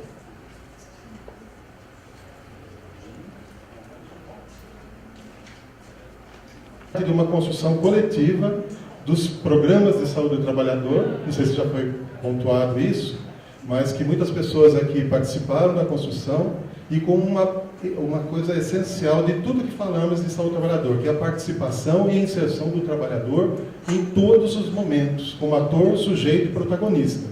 Isso que diferenciou e foi um contraponto efetivo, né, à política que a ditadura militar implantou, né, de SESMITs, de normas regulamentadoras, quando o Brasil estava campeão de mortes e acidentes de trabalho, né, incorporando as convenções da OIT na década de 60, 70, né, para viabilizar empréstimos. nós temos essa recuperação fundamental. E muita gente aqui que a gente está podendo ver participou desse histórico, desse momento, nessa construção em Campinas. Foi um dos primeiros programas de saúde do trabalhador, talvez o primeiro, com cogestão sindical, né? Com uma participação efetiva, que evoluiu para uma nova inserção, né? do controle social. Aliás, eu acho que isso notabiliza a participação permanente, né? E como atores e sujeitos. Senão, se a gente faz de conta que essa questão da centralidade, do construto do trabalho não existe, nós não estamos fazendo saúde do trabalhador, a gente pode estar fazendo qualquer coisa, menos saúde do trabalhador. Tá? Eu acho que isso notabilizou bastante esses programas iniciais e vem pautando efetivamente, seja nos grandes casos que esse serviço enfrentou em relação a grandes empresas, seja na sua inserção na periferia, junto às unidades de saúde, com um momento histórico muito grande, né, de enfrentamento permanente, né, e de puxar os trabalhadores, que a gente tem muito orgulho de vários deles, tanto do movimento sindical quanto colegas, pacientes estarem aqui, inclusive, estarem ajudando a reconstruir e manter essa linha de luta. O SUS tem um subfinanciamento crônico, a Seguridade Social foi destruída a partir do governo Fernando Henrique Cardoso, nós sabemos disso. Quando separou a questão, o Marco tem mais acúmulo sobre isso, né, a saúde, a previdência e a assistência. E a desvinculação das receitas da União. Então, nós temos uma questão séria, né? Esse subfinanciamento, agora, com a financiarização do capitalismo da década de 70 e 80 para cá, agora, quem manda nas empresas já não é nem gente que tem a ver, as grandes empresas, inclusive, com aquela produção, aquele métier. São bancos, rentistas, né? E que os donos, como disse o Chicão, eventualmente estão, sabe lá, no fundo de pensão da Alemanha, no fundo de pensão do Japão, no Canadá. A gente nem sabe quem é dono mais. E o objetivo final é lucro. É viabilizar a acumulação e a expropriação e a exploração do trabalho humano. Nós, os países periféricos, estamos mais do que nunca, né? E novamente numa situação, né, que estamos passando, né, de momento crítico, para mim um golpe suave, né, aí das potências aí que mandam no mundo, que são bancos, são banqueiros, rentistas, e isso está impactando. Eu acho que é importante, daqui para frente, a gente inserir o contexto desse debate na linha em que o Chicão acabou de colocar, pontuando com o trabalho acadêmico que ele está iniciando, porque senão nós vamos estar fazendo algo muito distante, né? Só queria deixar pontuado isso, acho que a gente está nessa luta e talvez entenda, eu acho difícil conseguir construir isso junto com a população, com os usuários do SUS, porque é uma contrapolítica muito forte, mas ao mesmo tempo a mudança que a gente está passando, a cada dia é uma desconstrução de direito, de valores e dos próprios referenciais que constituem a nossa sociedade, do mundo moderno. O pouco que a gente avançou desde o iluminismo, né, a gente está vendo aí o individualismo, o ultraliberalismo, dando a referência. Tá? Só queria fazer essa pequena consideração inicial. A gente vai ter disponível o microfone, ou pode fazer palavra por escrito, a pergunta por escrito também. Tá? Vamos até, no máximo, meio-dia. O Chicão tem um compromisso inadiável, ele vai ter que sair, tá certo? 5 para meio-dia, é isso? A gente já nos despedimos, depois ele faz as considerações finais. Tá? E vamos, então, dar início ao debate.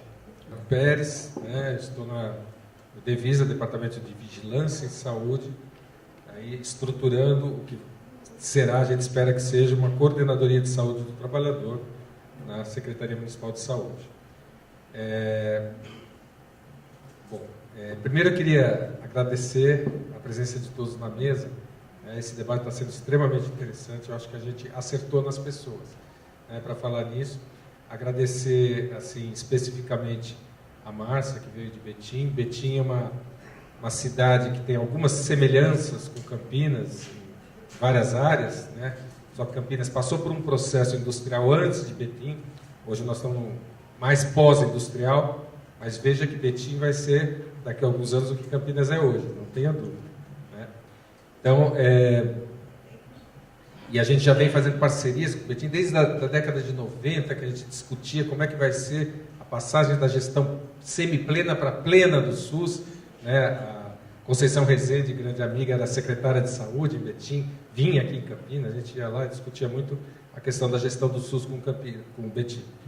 Então, agradecer especificamente a presença aqui da Márcia, tá? Que estando aqui com a gente.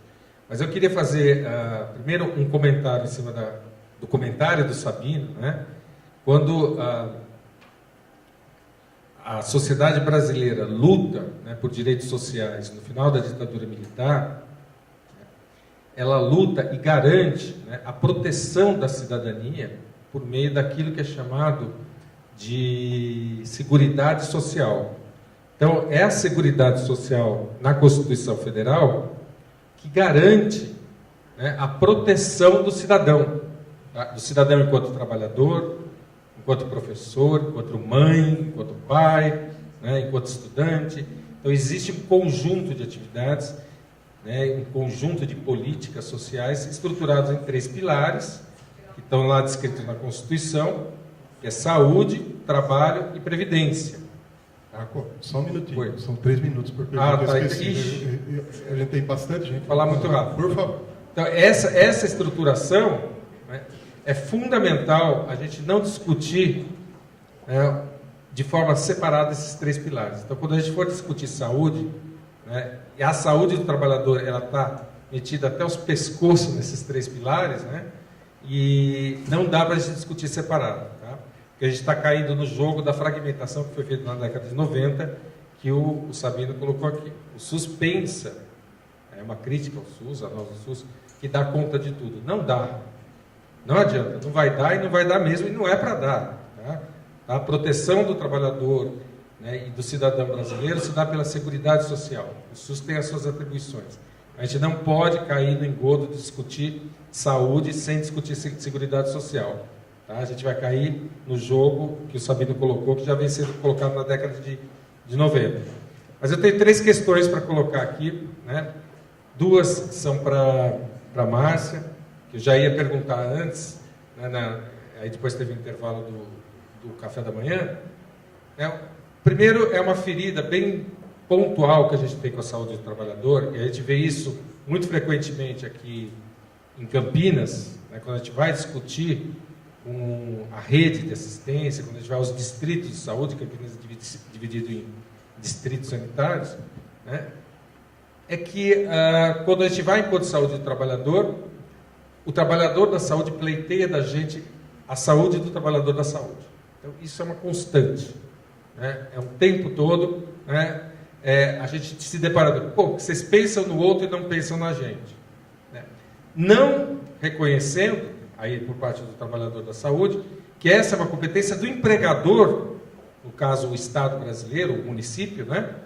Que tem a obrigação de ter uma política para garantir, né, que o trabalho do servidor público não adoeça seus servidores. Tá? Então, como é que vocês se deparam, né, com essa questão, essa demanda de saúde do trabalhador, da saúde do servidor público? Tá? Como é que vocês lidam com isso? Porque às vezes a gente até é acusado, fala, vocês não estão cuidando da gente, e aí vai. A segunda pergunta é em relação, como é que vocês trabalham com o trabalhador na ponta, lá, né? O trabalhador participa dessa organização, né, do reconhecimento da produção do território. Como é que funciona, né, na experiência de vocês, ou tem funcionado, ou não tem, né, a interação com o cidadão enquanto trabalhador. Tá? E para terminar, tem uma questão que eu vou colocar aqui para o Chicão, né? A gente, o capitalismo, ele vem trabalhando, né, no seu aprimoramento, né, da mais-valia, né, relativizando a mais-valia de forma exponencial nos últimos anos, tá? A ponto, né, de já não depender mais do controle do tempo do trabalhador para garantir uma mais-valia somada à escala exponencial. Então, quando a gente vê, né, que no Uber não depende, né, do Uber controlar o tempo do trabalhador, isso acontecia lá no tempo do Fordismo, mas agora na uberização não, né, Isso coincide com um processo que a gente observa muito claro na epidemia de Lé, que você colocou aqui, como é que a tendinite, né, acabou virando fibromialgia. É um fenômeno interessante isso. Como é que tendinite vira fibromialgia? Porque passa de ser do membro, do punho, tá, a sobrecarga, porque passa a ser para a cabeça. Né? Isso tem a ver com o tempo, a responsabilidade do tempo, né, já não está mais no controle do explorador da mão de obra. Tá? Ele está controlando as demandas e o mercado. Né? Então, só para você comentar um pouco, vou terminar. É que eu estou somando as perguntas que tinha lá. Relativização da mais-valia, tá, no impacto que isso tem com a saúde do trabalhador. Lembrando, né, que não é só a produção que está sendo uberizada, os movimentos sociais também estão sendo uberizados, tá? E muito. Tá? Isso é uma coisa para a gente refletir de forma mais em outro ambiente. Alguma outra pergunta? Vamos fazer 3 perguntas, depois a gente... 3 pessoas, depois a gente passa a voz. Bom dia a todos. Eu não vou fazer pergunta, vou fazer só uma observação. Eu primeiro queria parabenizar... 3 minutos, viu, Darcy? Eu sei, não dá tempo. eu não sou igual o Marcos.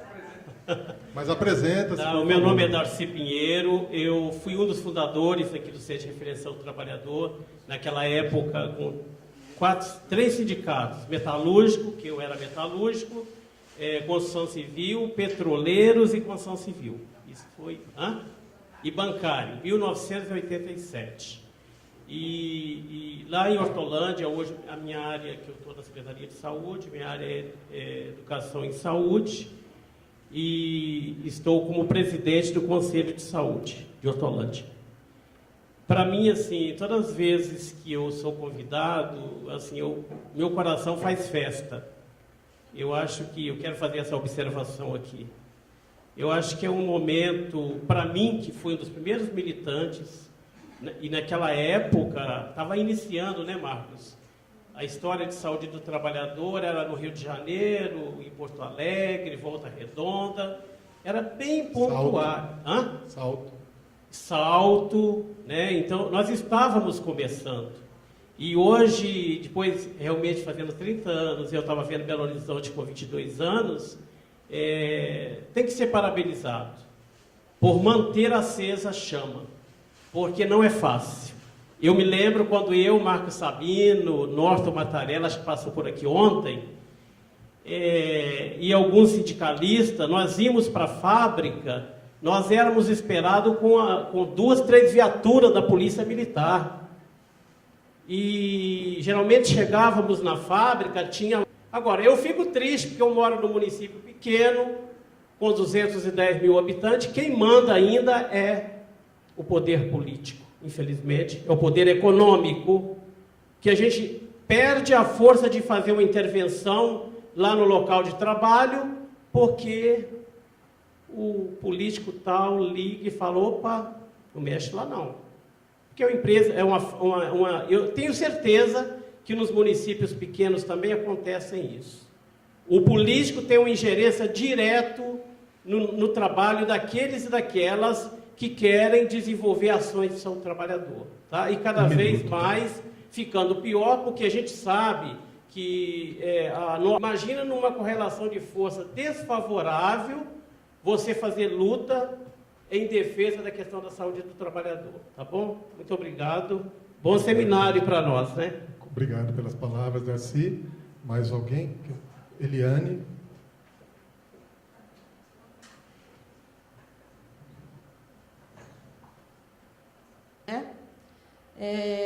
Hoje a gente vê que outras cidades bem pequenas, né, como Jaguariúna, Americana, Indaiatuba tem, e o CIST de Campinas, eu queria saber qual pé que está essa conversa, que eu acho que é importante, né, para o trabalhador hoje em Campinas, o funcionário público que a gente representa, está em sofrimento, e quando a doença já está adoecido, aí não tem mais o que fazer, aí vai para outros órgãos. A gente tem que trabalhar a intersetorialidade para ver se a gente consegue a prevenção e a saúde desse trabalhador, que isso é importante para a gente, né?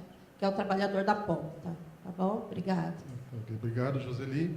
Vamos passar para mim. Colocar. Até o ano de 2010, não sei por qual motivo, o Sereste não atendia e não podia trabalhar com os trabalhadores do município, os trabalhadores da saúde do município. Nenhum servidor. Isso era uma determinação desde que o serviço começou, que funcionava assim, Sereste Betim, Belo Horizonte e Contagem, os 3 Serestes da região. Quando a gente começou, no ano de 2007, a fazer aquele trabalho com atenção básica e resolveu descentralizar e falar de saúde do trabalhador, esse foi um questionamento que começou a aparecer. E até que quando chegou em 2010, os trabalhadores da saúde falaram conosco, né? E nós não vamos fazer nada disso que vocês estão falando, porque nós também somos trabalhadores. E a gente começa a apresentação com aquela caracterização. Na época foi possível a criação desse serviço. E a gente, desde então, tem uma proximidade muito grande com os sindicatos da região. Existia no serviço o conselho de serviço, que os sindicatos faziam parte, e desde 2010 a gente tem a ASSIST, né, que é a Comissão Intersetorial de Saúde do Trabalhador, que os sindicatos fazem parte. A ASSIST participa do planejamento, da discussão das nossas ações, da avaliação, está conosco lá em várias ações, e a gente reúne, tem pessoas do Sereste que fazem parte da ASSIST, inclusive eu faço parte, e aí a gente está discutindo com os representantes dos trabalhadores na ASSIST. Diretamente com os trabalhadores, o formal, nós não temos nenhuma ação de pensar aí em discutir as ações de saúde do trabalhador, de planejamento, nada disso. O que a gente consegue fazer com eles, fora alguns grupos onde você pode trabalhar alguma coisa específica, é só a nível de palestras. Tá? A gente não consegue fazer nada além disso, não. Com o informal, a gente está tendo uma possibilidade de fazer uma ação semelhante ao que o Chicão colocou aqui, da inspeção lá no ambiente de trabalho, e aí de poder reunir grupos afins de trabalhadores informais para discutir com eles sobre a organização do trabalho deles, sobre os riscos que ele tem, sobre as possibilidades de mudança. E temos feito algumas ações de inspeção. Eles participam de um grupo que seria a gente fala que é de intervenção para o trabalho, e aí com eles está sendo possível. E também, apesar de Betim ser um município industrial, a gente tem o trabalhador rural, principalmente a nossa micro. E aí com o rural a gente tem conseguido fazer grupos também para poder tratar. Tá? Mônica, quer se manifestar? Acho que o Marcos vai responder, né? Eu acho que realmente isso é uma coisa que pega, né? Porque o Sereste não atende o nosso trabalhador da saúde, né? A rede sempre questiona muito isso, né? Entendo aí das dificuldades, mas eu acho que a gente vai ter que avançar nessa discussão em relação a alguma proposta concreta do que vamos fazer com isso, porque existem problemas, sim. Nós temos DPSS, temos cuidante de cuidador, temos aí algumas inserções específicas em relação ao trabalhador, né, de uma forma geral da saúde, mas eu acredito que ainda precisamos avançar um pouquinho, né? Acho que existe um vácuo aí meio complicado. E eu acho que qualifica quando a gente faz um plano, um projeto. Eu gostei da ideia de talvez fazer uma coisa mais política aí de projeto, né? Que talvez nos ajude a lidar com os meandros aí da situação. Eu acho que isso é muito importante e a gente realmente sente o queixume do trabalhador. Por que eu não posso, né? Por que vai para todo mundo? E se eu sou trabalhador também, porque eu não recebo esse benefício. Então, eu acho que é muito importante isso. E aí, na lógica da participação, do trabalho, de estar todo mundo junto. Mas eu gostei da ideia de pensar em alguma coisa meio conjunto aí com o Sereste, com todo mundo, no sentido de implementar aí algum projeto mais concreto. Tá? Eu acho que isso. Obrigado. Eu só queria recuperar um pouco nessa questão da saúde, não só do trabalhador da saúde, cuidar do cuidador, mas do servidor público. E, rapidamente, a saúde dos servidores municipais e também na questão da saúde. Essa de 99 virou uma multa de por descumprimento, depois de transitar em julgado, de 5 bilhões de reais. Aí, isso são várias, não é dessa administração, de várias administrações, né? 2008, depois. Mas, assim, a perícia, a condenação cai dentro do paradigma, né, judicializado e, no final das contas, vira dinheiros para lá, para cá.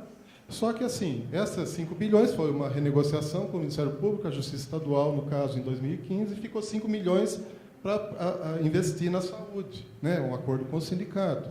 Tem 2 ações, eu acho, ou pelo menos uma do Ministério Público do Trabalho, que já é na Justiça do Trabalho, tem termo de ajustamento de conduta. Eu acho que a gente, enquanto sociedade, eu sou servidor do Ministério Público do Trabalho faz 22 anos, eu acho que a gente tem que superar um pouco só o paradigma da judicialização nessa questão da saúde, porque isso também denota a incapacidade dos atores sociais de autocomporem. E a gente precisa caminhar nesse sentido. Só uma lembrança, né, de quem já está meio antigo na história, e esse dinheiro, esse recurso. Tá? Passo a palavra ao Chicão. Bom, primeiro, reforçar. A gente tem, sim, algumas camisetas dessa, que muita gente perguntou, já confirmei. Vou pedir para vocês anotarem o endereço do Facebook do Fórum Popular de Saúde Campinas, não só pela camiseta, para quem quiser, mas também para acompanhar as atividades, que é o facebook.com/Fórum Saúde Campinas. E aí, lá, vocês podem mandar mensagem, tanto acompanhar quando vai ter reunião, participar, mas também, se tiver interesse na camiseta, mandar lá que a gente dá um jeito de viabilizar. facebook.com/Fórum Saúde Campinas, tudo junto. Queria só colocar que a gente, na Frente Nacional contra a Privatização da Saúde, a gente trabalha com o conceito de Seguridade Social Ampliada, que é o conceito que o pessoal do Serviço Social trabalha. Vem lá de 2000, do encontro do Cefes. Então, Seguridade Social, para a gente, não é só o tripé clássico, mas são todos os direitos sociais. Então, moradia, lazer, segurança, previdência, assistência, educação, saúde e trabalho. A gente quase caiu numa armadilha com isso anteontem, no encontro lá de Maceió, porque tinha uma das propostas nossas lá que era definir alguma questão, acho que não sei se era imposto para grandes fortunas, alguma questão de recurso financeiro que venha para a Seguridade Social. Opa, peraí, não é só para a Seguridade, a educação também tem que ter. Aí falaram, não, Seguridade Social no sentido ampliado. Então, é legal a gente resgatar essa ideia também, porque a garantia dos direitos sociais previstos na Constituição são todos esses, né? A Seguridade é só saúde, previdência e assistência, mas a gente precisa de todos esses direitos também.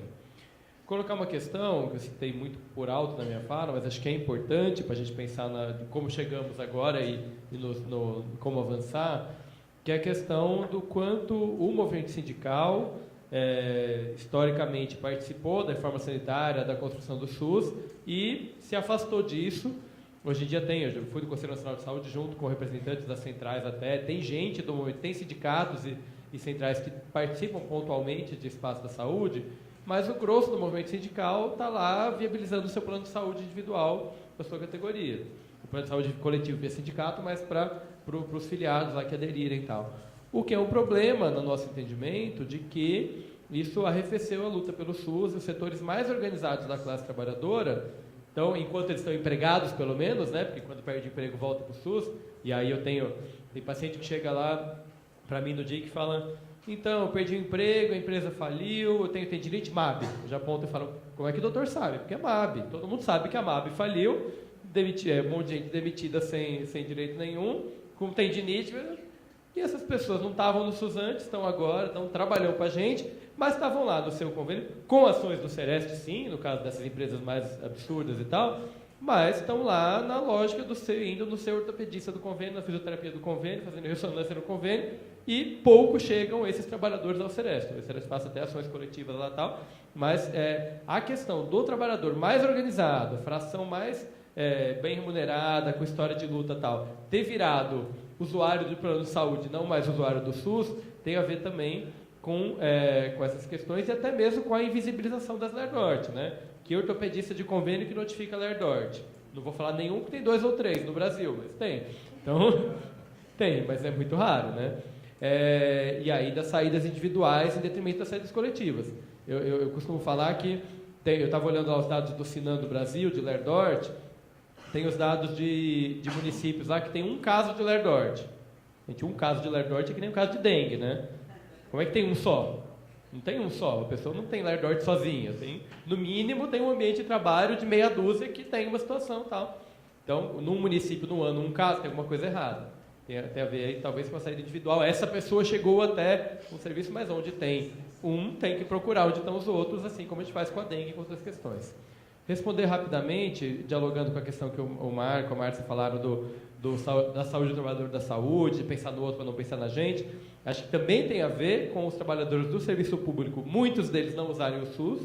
Então, também, talvez se tivesse uma pressão de trabalhadores do serviço público lá na atenção básica, com adoecimento relacionado ao trabalho, porque condição precária e gestão do trabalho complicada, sobrecarga, fatores de risco para adoecimento, tanto físico quanto psíquico, se é que dá para separar os dois. No serviço público tem muito, mas a trabalhadora adoecida, aposentado precocemente, um monte de problema tem.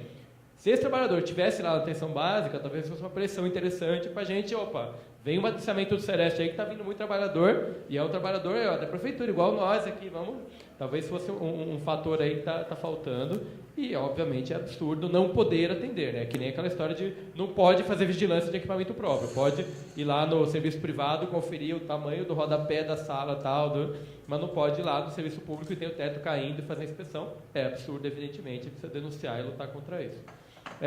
Dialogar rapidamente com o que o Marco colocou, da questão da mais-valia relativa, acho que tem acordo com isso.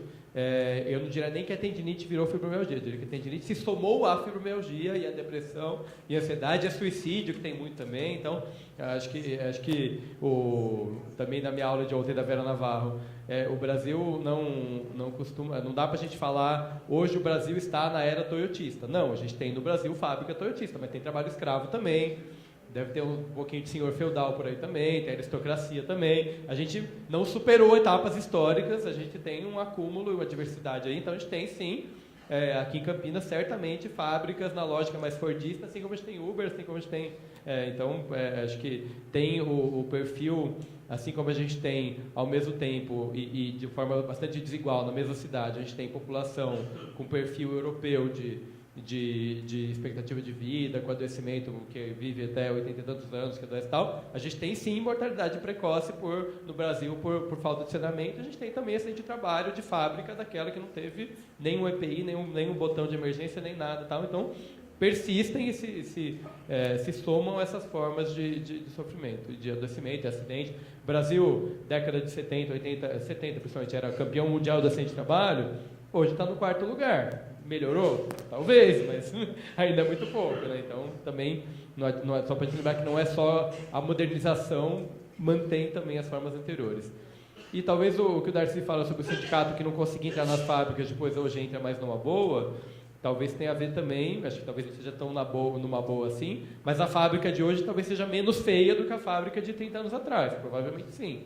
Não quer dizer que ela não é adoecedora e geradora de acidentes, pelo menos a fábrica, as maiores e tal, talvez tenha, pela questão do modelo produtivo de hoje mesmo. E a questão da ingerência política nas ações do seu trabalhador, vamos fazer luta política pelo interesse da classe. Acho que é inevitável, a gente não dá para a gente ter a ilusão de que a gente vai ter um Estado neutro que vai promover o bem-estar. O Estado está sujeito à luta de classes concreta e os municípios onde a luta de classe está mais ainda arrefecida do que numa cidade grande como Campinas, que não tem sindicato, os sindicatos são mais domesticados e tal, é evidente que o Estado não vai, por sua iniciativa, primeiro nem vai ter um governante comprometido com isso, menos ainda mesmo que ele seja comprometido, ele não vai priorizar na sua ação lá, vai priorizar o enfrentamento ao capital se não tiver alguém lembrando ele disso, né? Então, acho que eram esses pontos. Acho que é isso. Obrigado. Nós temos ainda